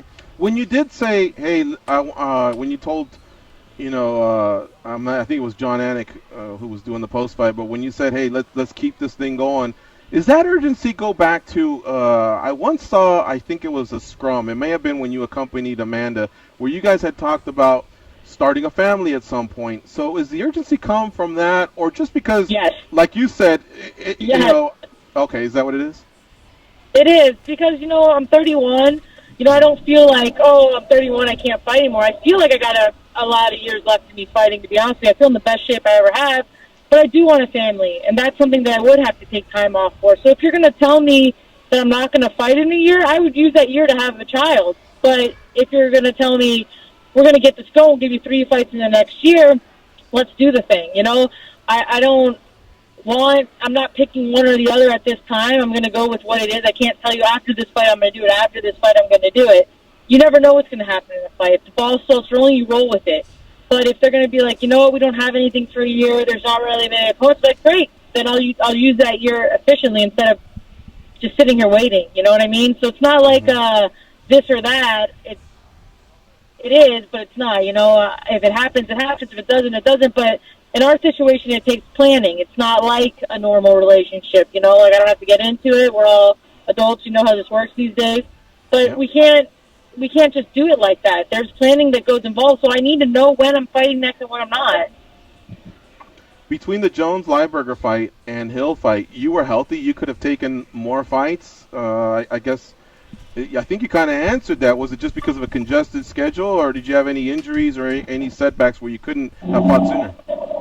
No, I didn't have any injuries. Of course, Amanda was fighting. We even tried to fight on the same card, but there was no opponents lined up. A couple of the girls were jumping to 125. A couple of the girls were injured, and there was just literally no opponents. Even Tisha, who was also uninjured, my friend, she couldn't find an opponent. She had to take Juliana Lima on like a last-minute notice.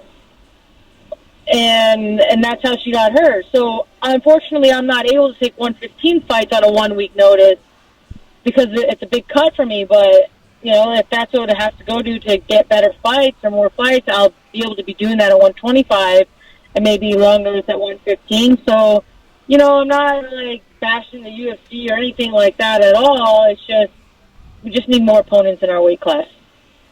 The one division I'm all about when it comes to women's MMA right now is the strawweight division. I'd like to see 2 matchups per card, honestly. I'm sure you would as well, but I can't believe you guys are going like 10 months and you're healthy and you're ready to go and you're not getting a matchup. It's almost like it's like a constant reminder. It's like I can't really take time off because what if they call me tomorrow and say we might have something, so you can't like go plan something. And it's hard, you know, like if I knew for an exact date, like I wasn't going to be fighting till November, I would have done some things over the past 11 months to better my life, better myself. But, you know, you don't know how it is. You don't, it's per fight, and you just got to wait, I guess. Nina Ansaroff, our guest here on MMA Junkie Radio. She's coming off a big win this past Saturday at UFC Fight Night 120 over Angela Hill. All right, let me send it over to the boys at the Mandalay Bay Hotel. Goes and Dan, what do you have for Nina? Nina, you brought up something that I was going to ask you, and that's fighting on the same card as Amanda. You said you would be willing to do it. Is that kind of a best-case scenario thing for you guys, or is that something that you would have only done in that moment?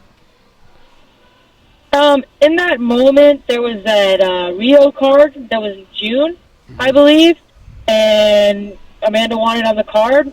I was down to be on the card as well, and the only thing that stopped that was Valentina turned it down. But, you know, we got a lot of pop when we went there. We have a lot of support over there, and we were willing to do it. For me, it would be easier the same day instead of 1 or 2 week difference, or give me an 8 week difference, if you know what I mean. Like, if it's on the same card, I think it would be easier than if we fight 1 week apart from each other. Mm-hmm.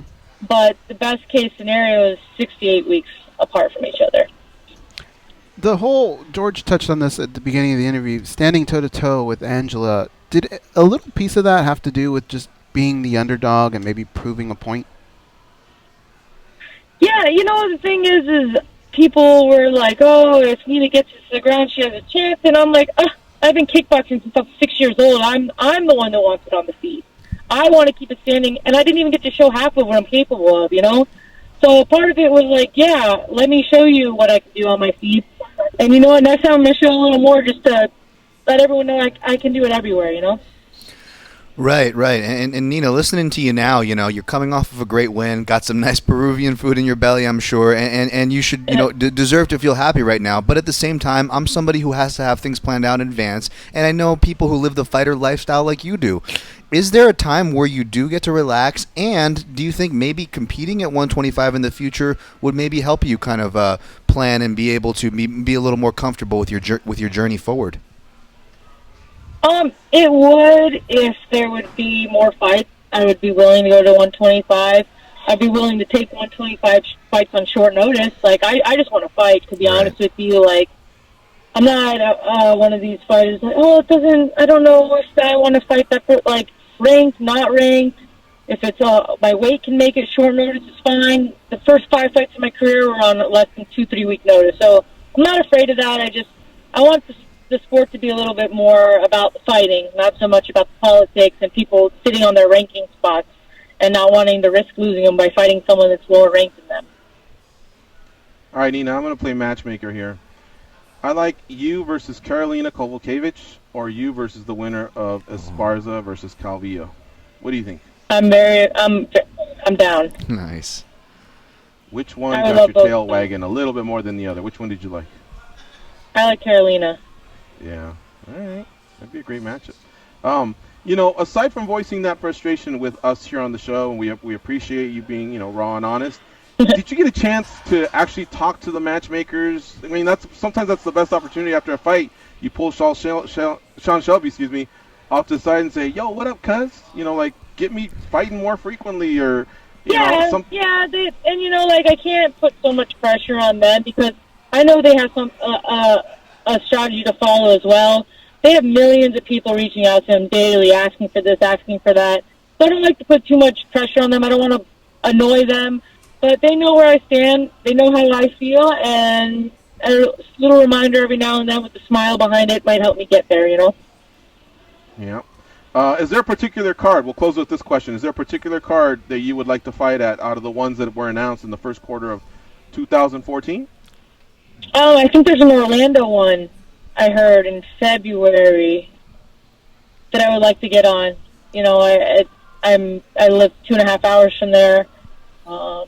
It would be easier to bring all the family up and kind of fight home for the first time ever. And my hand should be healed by then, so I would like to be on that Orlando card. All right, let's do it. Cool. Thanks for the time. We really appreciate it. Congrats on your win this past weekend over Angela Hill. We appreciate you coming on the show. Thank you so much. All right, we'll talk to you soon. Okay, bye. All right, folks, that's Nina Ansaroff. Follow her on Twitter at Nina Ansaroff, just like her name. She's got some good kicks, man. She's really, really talented with her taekwondo, and she closed the fight strong. I don't know if that last flurry is what won her the fight, but I along with others, I knew she had those skills, but I wasn't sure that she wouldn't be having some trouble with Angela Hill's speed, which she did at times. But either way, she really held her own, and she was a stronger fighter towards the end.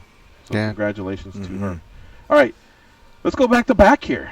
Producer Danny has already lined up our next guest. He can be followed on Twitter at TheHybrid89. His name is Chaz Walton, 5-0 overall. Chaz is going to be fighting at Titan FC 46. Titan FC 46 takes place on Friday night. He'll be slotted in the co-main event slot against Raush Manfio. Chaz Walton, how you doing, sir? I'm great, man. How are you? Doing great. I don't hear of too many fighters from Georgia, or at least I haven't for a while. I guess more of like when Brian Bowles was coming through and Forrest Griffin was doing his thing. And I always wondered that because that's such a hotbed for like football players. I know there's a lot of athletes there, but is Georgia on a resurgence? Is that where you do all your training, or? Oh, definitely, man. I think that just part of the issue was lack of gyms. People would move to states with bigger gyms or move to Florida and try to train at Coconut Creek and things like that. But the gyms are really surging and growing right now. And, the stable of fighters in Georgia is looking pretty sharp at the moment. Yeah, I know the Ansaroff brothers are based there. And I know at one point Brian Stan had moved to New Mexico, but then he started coming back towards the end of his career. I'm sure that's where he trains. But that's good to see, man. Tell me a little bit about the gyms you train at, your coaching staff. Who will be with you at Titan FC 46?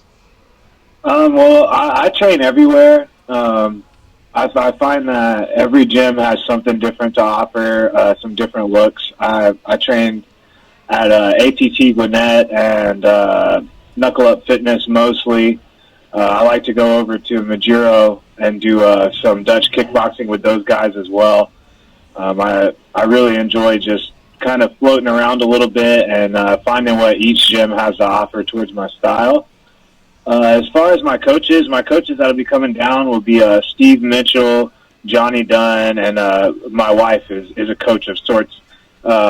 she's a life coach, you could say, but that'll be basically my corner coming down and supporting me for the fight.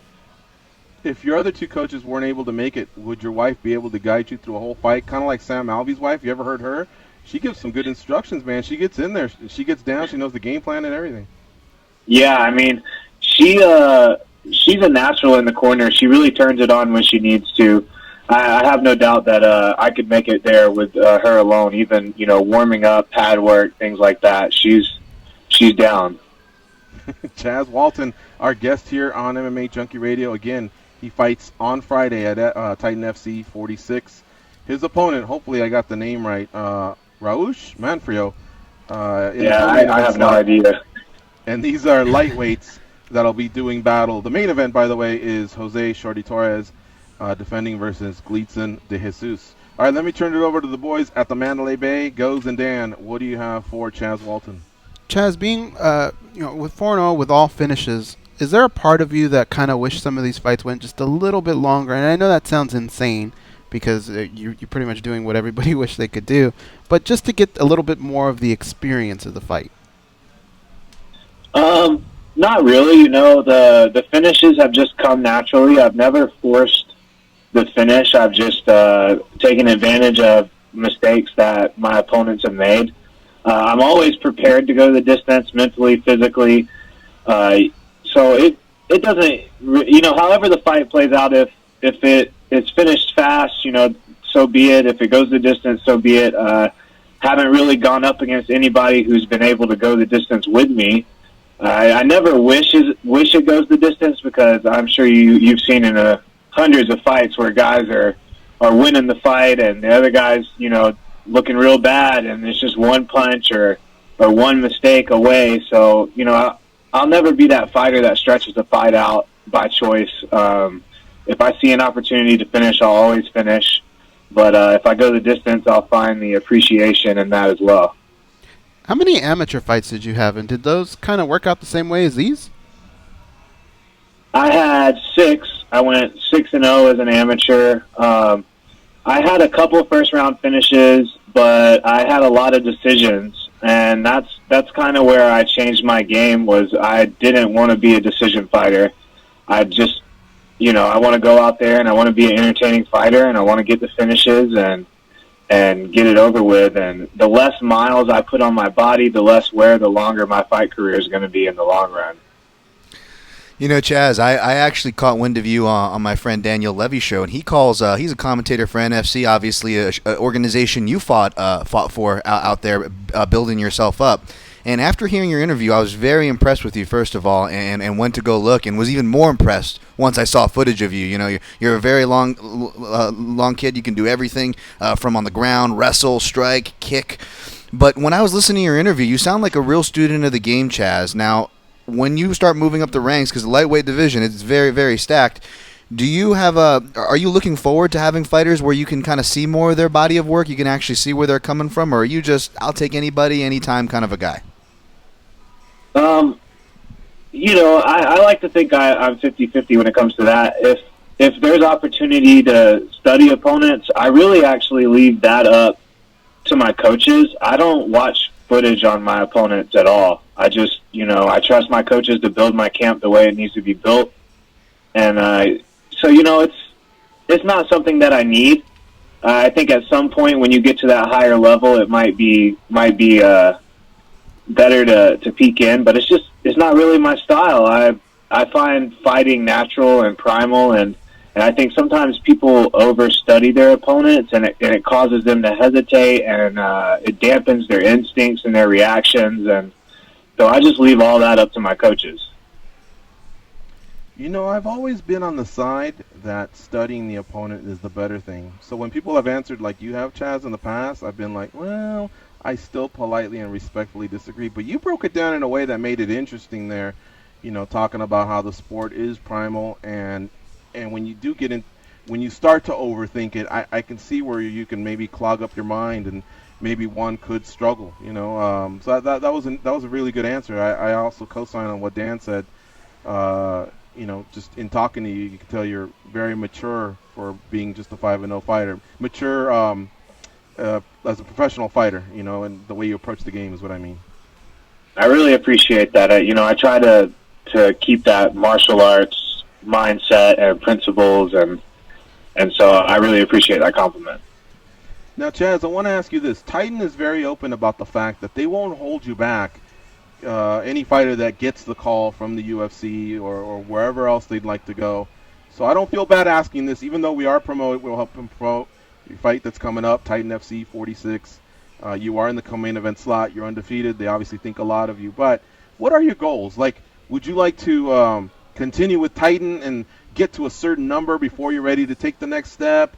Or, like, do you keep an eye on Dana White Contender Series, maybe Season 2, or Dana White looking for a fighter, or is Bellator blowing up your phone? Like, give us an outlook of what might be in store for Chaz Walton, maybe, we'll say 2018.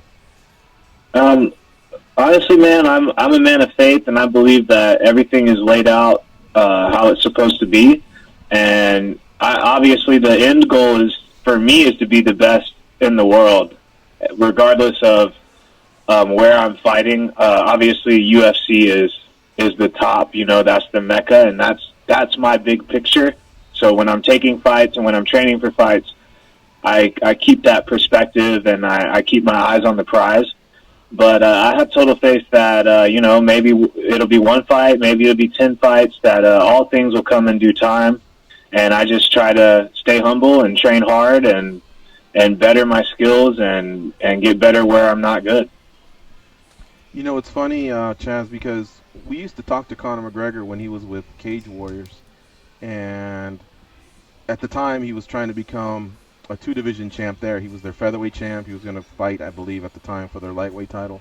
But either way, he was dropping Jose Aldo's name. So even though he had his opponent ahead of him, he always thought, well, who's the number one guy in the division where I want to go? And at the time, he was going to focus himself on being a featherweight. Are you the same? And in this case, ironically enough, it's Conor McGregor that's the number one guy at 155. When you're out there training, whether you have a matchup or not, and you're doing road work, or your strength and conditioning, or anything else, is your target the number one guy, Conor McGregor? Like, do you look at it that way? He's at the top of the hill of where you want to get? Absolutely. That's part of my perspective. And even when training for upcoming opponents, I always have my eyes on being the best. And whoever is the best, I got to be better than that person. If that person's getting up at 6 a.m. and running 10 miles, I got to do that. If that person's training, 3-4 hours a day, I got to do that. And in order to become the greatest, I have to outwork the greatest. So that's definitely a perspective I keep in mind. And if I got a call to fight Conor tomorrow, I would take it in a heartbeat. There you have it, folks. Chaz Walton on Twitter at @thehybrid89, laying it all out, chasing his dreams. Can't hate on that, brother. Listen, first things first, Titan FC 46 on Friday versus the gentleman whose name we're having a tough time pronouncing. But good luck in that fight. Raush Manfrio, in the co-main event slot. Good luck in that fight, and let's keep in touch, man. We'd love to catch up with you before some of your future bouts. It's been a fun chat that we've had with you. Absolutely, man. I'm always interested in doing interviews and just, talking fighting and martial arts. So we'll definitely keep in touch, and I appreciate the well wishes. Hey, one other thing. Do you like football or any other sports, or are you just a fighting guy? I'm just a fighting guy, man. I've played other sports when I was younger, but never really found passion in them. So this is the sport that I study and I invest my time in. I don't really care for football or soccer or anything like that. The reason I ask is because Georgia's got one of the best college football teams right now, and I haven't seen many people thumping their chests. And this is their chance because they haven't been this high in a long time. So I thought, well, maybe Chaz has he's a fan of the Bulldogs or something. But I do know they got beat. They got beat by Alabama, so I think it might have knocked everybody down a notch. Yeah, well, no, I know they're not number one, but I know this is pretty much as high as they've been in a long time. But, they still have a shot. They still have a shot to be in that Final Four. Anyway, Chaz, thank you very much for the time, man. We appreciate it. Absolutely. Thanks for having me. It was an awesome interview. All right, thank you, sir. Take care. All right, folks, that's Chaz Walton. You can follow him again on Twitter at TheHybrid89. Let him know you heard him on the at MMA Junkie Radio Show. We're going to take a break here. You're listening to MMA Junkie Radio on SiriusXM Rush 93. We're going to have one last run of calls if you want to get in. The phone number is 866-522-2846. Shout out to Amanda Early for lining that interview up. We'll be right back.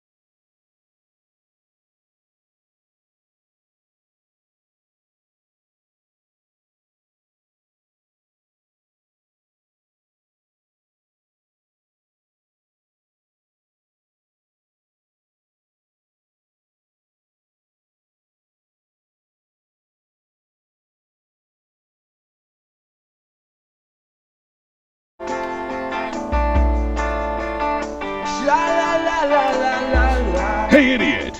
Yeah, you. Can you please tap that rather large fellow on the shoulder and tell him it's time for more MMA Junkie Radio with Gorgeous George and Goes? Thank you.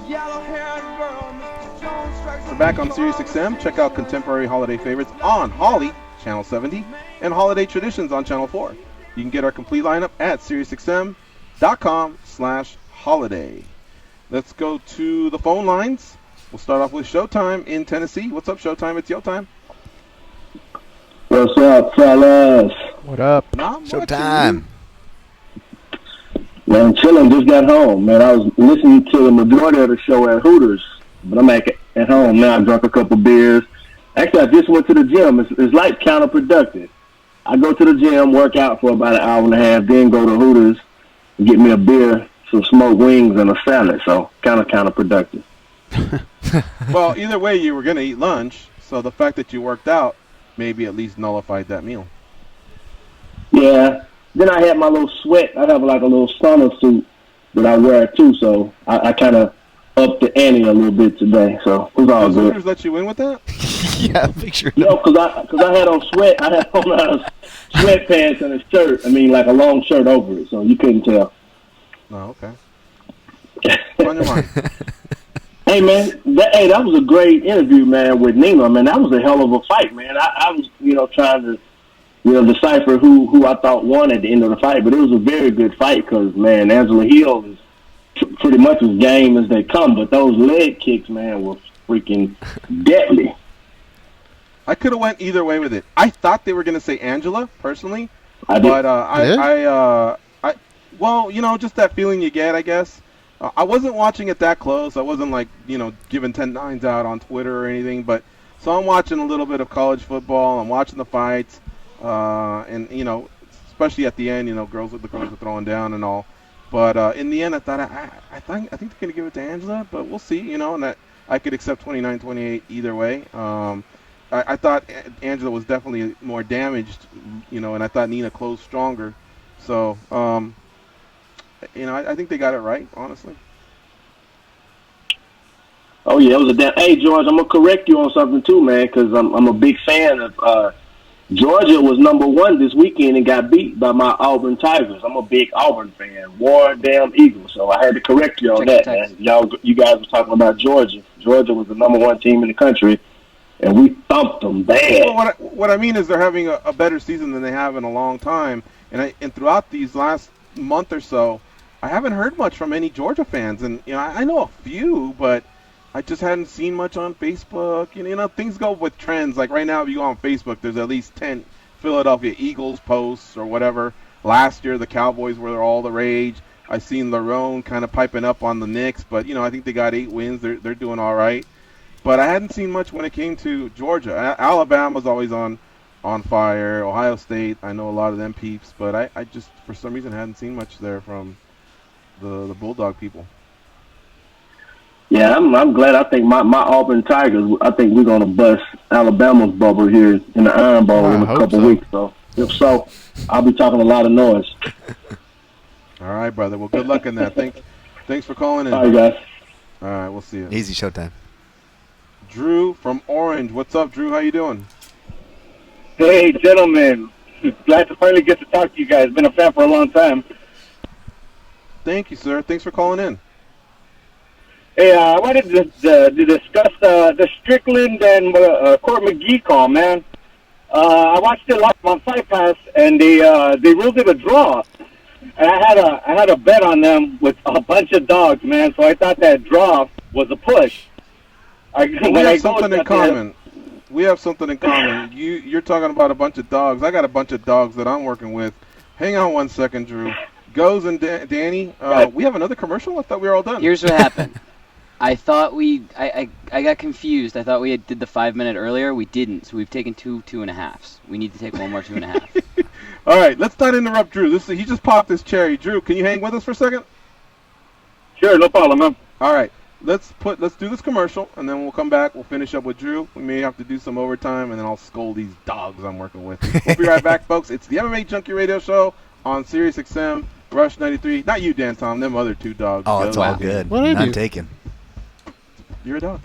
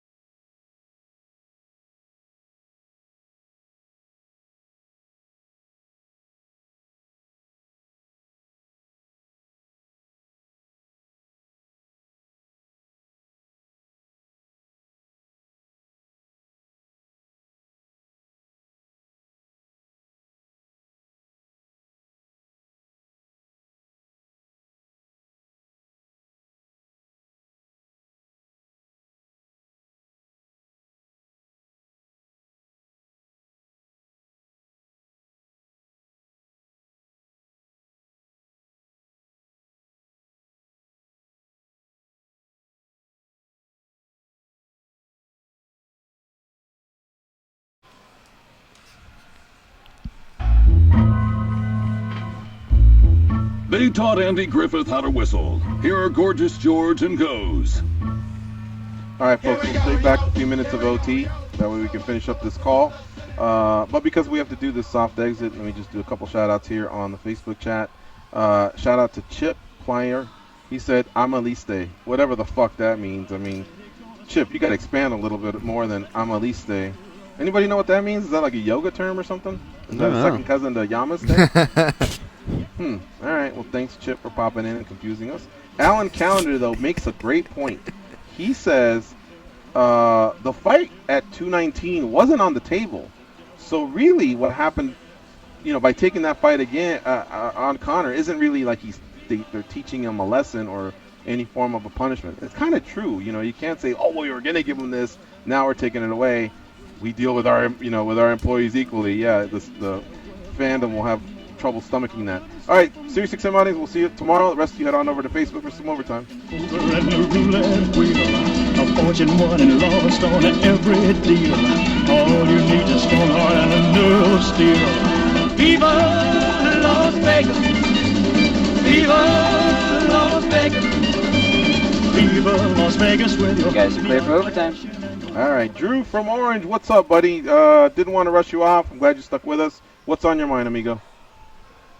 I just wanted to talk about this parlay that I had put in on Saturday. It included, I had Court McGee, Nina Ansaroff, I had Marias, I had Orlovsky, and I had Poirier. So I watched all the fights, and of course I watched the McGee and the Strickland fight, and they ruled it a draw. So I considered it a push. Continue watching all the fights, and then I watched that Poirier wins, and I'm ecstatic. And then when I went to go look at my account, it says counted as a loss. I was like, what the hell? And then I go back to find out that they screwed up the call. Apparently they awarded it to Strickland. They did, right? Yeah, but on when I watched it, they ruled it a draw. So all the while I'm thinking I'm live, and apparently I wasn't. What would you have won? Well, it's 16. That's almost 40 to 1. If McGee would have won, I have a $2,500 limit that I could win, and that's what I would have won, the 25. Damn. I don't know what I would have won with a push. They should adjust the rate when they push it like that. That's happened to me before, where a draw or some type of no contest will hit. They should adjust the rate on that parlay. Would you feel comfortable with saying what house you? I'm just curious for my own. What house you might have ventured through? Dan, what happened was it didn't draw. They gave the decision to Strickland, but it was announced to draw on TV. Oh, that's right. Yeah, that's right. The impression he was alive. I got you. Oh yeah, I got you. I got you. Yeah, if it was a draw, all it would do is go from a 6-teamer to a 5-teamer. But you know what you want to do in the future, Drew, is when you do your parlays and you're maxing out at 25, remove one of the fights. There's no sense in sweating it. If either way you're going to get paid $2,500 because you've exceeded your odds, then you might as well just go with a 5-teamer instead of a 6-teamer. Now, if the drop-off is significant, then I get it. Perhaps you were just going to get paid $2,521 or $2,600, and that's why you wanted to push it. But always go back and just rework your odds. No sense in giving up an extra $5, $10, $15 that you didn't need to, or having to sweat out a fight, because that fight could have been the Strickland-McGee fight. I mean, not to be the Tuesday morning or the Monday morning quarterback, but you know what I'm saying? We have to learn from our losses. I hear you. Well, thanks, guys. I appreciate your time. Thanks, okay, Drew. Buddy. Thanks for calling in. Easy, Drew. Keep up the good work. Thank you. Guys, also in the Facebook chat, Chasm Answar says that tickets go on sale very soon for UFC 219. So today being Tuesday, I have to believe that tomorrow's UFC Tonight will probably have an announcement for a main event. Main event, co-main event, like how many fights are you looking for them to fill at this point, realistically, if you're going to be buying a ticket to UFC 219? Well, what did sorry, I missed what Danny said. Dan in Oregon. Oh, my bad. Sorry. I mean, it's not really the amount. It's the top. Like, I want to know what the main card is set. That's what makes me want to buy the ticket. Yeah, I'm with you on that. It's got to be a At least give you like a I've been couple to one names. where there was 9 fights just because fights fell off. You could still have a great time so long as your main card or the fights that you want to see are intact. Maybe. But I'm not going to buy it. Like if you've already announced 11, but I don't know what the main event is or the co-main, I wouldn't do it. Yeah, you gotta at least here's what attach they some have. juicy ones. Here's what it looks like is your main card at least. Edson Barbosa and Habib Nurmagomedov, Cinti Calvillo and Carlos Esparza, Carlos Condit, Neil Magny, and whoever fills in against Jimmy Rivera is going to be solid. So that's probably going to be, the fourth one. Now you could conceivably have a title fight or just a big name fight that is your main event, and you have a solid main card. What you don't have though is that 6th fight that A, provides insurance, B, it's considered the FS1, kind of like the lead-in, the one that makes those, convinces you to buy the pay-per-view or whatever that they like to have. And the fact that, this is Vegas. This is on the heels of 217 and 218. Where's it at, especially because Vegas cards, I wouldn't say there needs to be a makeup, but, the We're last getting one, there, though, aren't we? 216, it lacked, and then what happened over the summer and the last couple of international fight weeks, there's been some drop-offs there. I would think that Endeavor, or I hate getting into Endeavor, WME, whatever the fuck.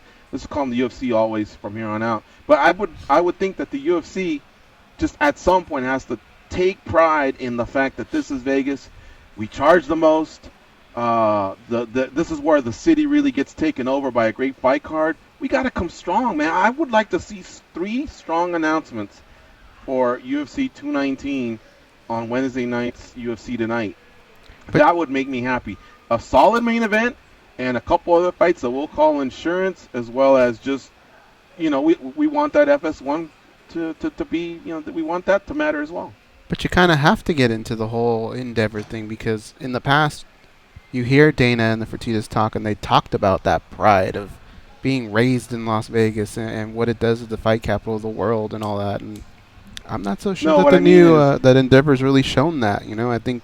I think they're just about money. If we can make a lot of money at Madison Square Garden, all right, so be it. I don't think that they have some pride towards Las Vegas that the Fertittas and Dana had. I get what you're saying, but the UFC's still based in Las Vegas. Dana's still the president. But I meant more every time I remember to say WME, IMG, and finally figured that out, and now they call themselves Endeavor, and even back in the day we would say Zuffa, but we're talking about the UFC Professional Sports League, and I think that's just the easiest way, whoever's running it, it's still called the UFC, but I just want the UFC to really, really either come strong or fucking do like UFC 151 and just say, you know what, we fucked up. We got you in March, it'll be stacked, and use some of this talent and, inject it into Boston, into Perth, Australia, and the next one. I'm as a Las Vegan, I'm taking one for the team by saying that. And you know what? For once in 10 years or whatever, everybody can just have a relaxing Christmas and holiday season, and that's that. Come on, man. I'm a big boy here. I won't shed a tear. Maybe on that night I'll be like, oh, damn, sure, it would be nice to have some fights. But still, man, I like to think things through, for the grand scheme of things at times. And I really feel like every once in a while this just needs to happen. No, I hear you. It's definitely we could all be laughing about this, though, in a couple days, and everything could be fine. But right now, it's not looking very well. Endeavor's. I like that Kamaru Usman. I don't know what's going to happen with Emil Meek, if he is the opponent or not. Yeah. I'm seeing Usman tease Covington, saying, hey, take the fight. So I don't know if Meek backed out. Meek said he didn't. Visa issues. Yeah, so, you could maybe possibly slide someone in there, and now all of a sudden you have yourself a 5th solid matchup. Still needing maybe 2 more, but until then, Meek showed promise, but I don't know that I'm in love with him yet, and I don't know that I call it a quality matchup. All right, let's do one more call, and then we'll get out of here. We'll close our little overtime here. It's Dan in Oregon. What's up, Dan? How you been? Been good, man. Yo, shout out to Colby Covington. 541. 541. That's the area code out here in Oregon, just in case you guys didn't know. He threw that out at the beginning of the fight, and he got over, man, recently. That's been pretty awesome lately. But let's talk about the UFC. Hold it real quick, this whole Vegas talk. I think it was like a year ago. we're talking about they're going to New York, and oh man, are they going to start stealing cards from Vegas? Is everything going to be good in Vegas? And you guys are like, nah, man, everything's good. Don't worry about that. Not looking so good anymore. This kind of reminds me of the whole talk that we had after the Rory McDonald fight when he had Fight of the Year with Robbie Lawler. We're like, man, he only made 57 and 57 or whatever it was. You guys were like, nah, man, they're going to pay $1 million for that. And the bonuses are coming his way for sure. They lost the UFC isn't what the UFC is anymore. Where's our backup fight on all these cards, man? Where's the backup Max Holloway fight so we don't lose that one? Yeah, it's still coming through, but if they would have paid Max months ago, maybe Frankie Edgar doesn't get injured, and we don't end up in this situation because they had stupid contract negotiations. What's up with 219, man? Where's Stipe Miocic, man? I don't see the UFC that I fell in love with, man. What's going on? Good questions. New York has impacted Vegas for sure. We had a feeling that I think you got it backwards. We actually thought that them going to New York. Remember all those times that the state of New York wasn't getting sanctioned to have mixed martial arts. I kept saying, "Oh, bummer." I know the UFC really wanted to go there, and I knew everybody that worked for the UFC would be like, "Oh, next time, this is bullshit and tourism and blah blah blah." And of course, we would always say it sure would be nice to have fights at MSG, but I think we all felt it could impact Vegas. It has. We have one less card per year, but it's also, in trying to fatten up the stake for these MSG cards, the past few Vegas close the year-end cards have kind of been hurting. As far as the other 14 points you made, I can only catch up with a few of them. Stipe, contract negotiations, yeah, I mean, we do want to pay them more. I get what you're saying, Dan. I think Stipe put in some time. I think he's one of the ones that deserve it. But we don't know what he's asking. You see what I'm saying? So it's a game. I think eventually they will get it sorted out, and I think he'll fight the winner of Ngannou and Overeem. But that's just a process, that's got to take place. I think Stipe made his points very clear. Why are guys that are underneath me making more? And by that I point to Overeem and Hunt. I think that caught his attention when those guys fought earlier in the year. Nevada State Athletic Commission released the figures, and both guys were taking home $800 without even worrying about any other bonuses after that. It was just to show, and Stipe was making less than that. Well, a lot of it had to do with Stipe himself. His actions have spoken louder than words, but the UFC still wants to hear those words, from the baddest man on the planet. And a lot of times Stipe is just, he hasn't really put himself out there, and I think he should, man, because I don't think I've ever seen a heavyweight in the UFC fight as great as he has, and be able to boast what he has. I mean, he's got a run of like 4 or 5 straight first round KOs, man.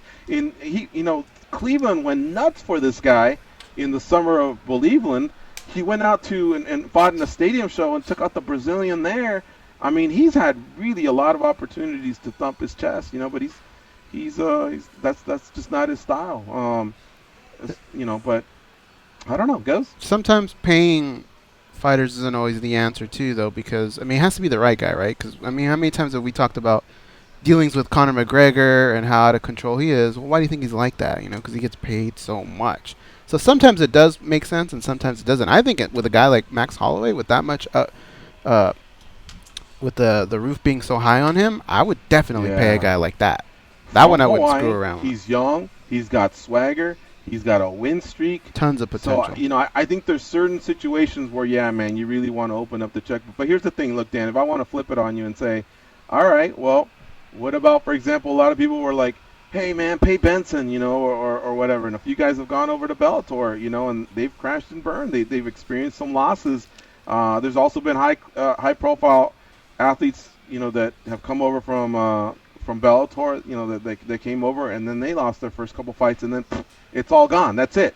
Everything they built up, the win streak, the momentum, you're just no longer that guy. Now, in the way, that's the beauty of MMA, and that's why we wake up and refresh on MMAjunkie, just because anything can and will happen. That's why we tune into these fights, because anything can and will happen, and that's why we have to have an appreciation for when a guy defends his title 10 times or has a record like Tony Ferguson, like 12-1 in the lightweight division. But at the same time, once they crash and burn, it's the same MMA fans that just, now who do we hitch on to, you know? And I think the UFC sees that, and that's why they have to be real careful with who they roll out the dough for, because, you know, it can all end, man. It can all end very, very quickly. I get it, man, but it's like with Stipe, man, you got Ngannou is out there. He's getting the push. Why isn't the champion getting the push? That's what I think of. And it's all, oh, man, he's a firefighter. He doesn't talk enough, yada, yada, yada. I always lean back to, it's the promoter's job to promote these fights. Why do we have shitty posters still? Like, man, I'm going back watching old UFC and old Pride just to remember the good old days. And, like, look at the Grand Prix over here in Bellator right now. Why is that so big, the heavyweight tournament? Because the UFC heavyweight division is stalled. It's going nowhere. So, yeah, maybe they shouldn't pay them, but if you want me to care about these guys, I need to see them, man, like a couple of times a year at least. Cowboy fights 6 times a year. He's the biggest thing ever. And he loses a fight, but, man, it doesn't matter. Once you get a name like Mirko Krokop, like Alistair Overeem, like Clay Guida, man, you can command this type of shit and everything. And shout out to Guida, man. I love going to these, I don't know, maybe more blue-collar places that you might say, not the big spots like Anaheim and Vegas and New York, because the crowds at the house from the minute one, they're educated crowds, and I love shit like that, man. I'm worried about the sport right now, man, and I just wish where's Nick Diaz at, man? Back to you guys. Free Nick Diaz. Peace. All right, Dan. I like when he sends it back well, to you us. can't argue with that guy's passion. That's Yeah. an MMA fan right there, man. That's a junkie. Yeah. We'll dive more into this tomorrow.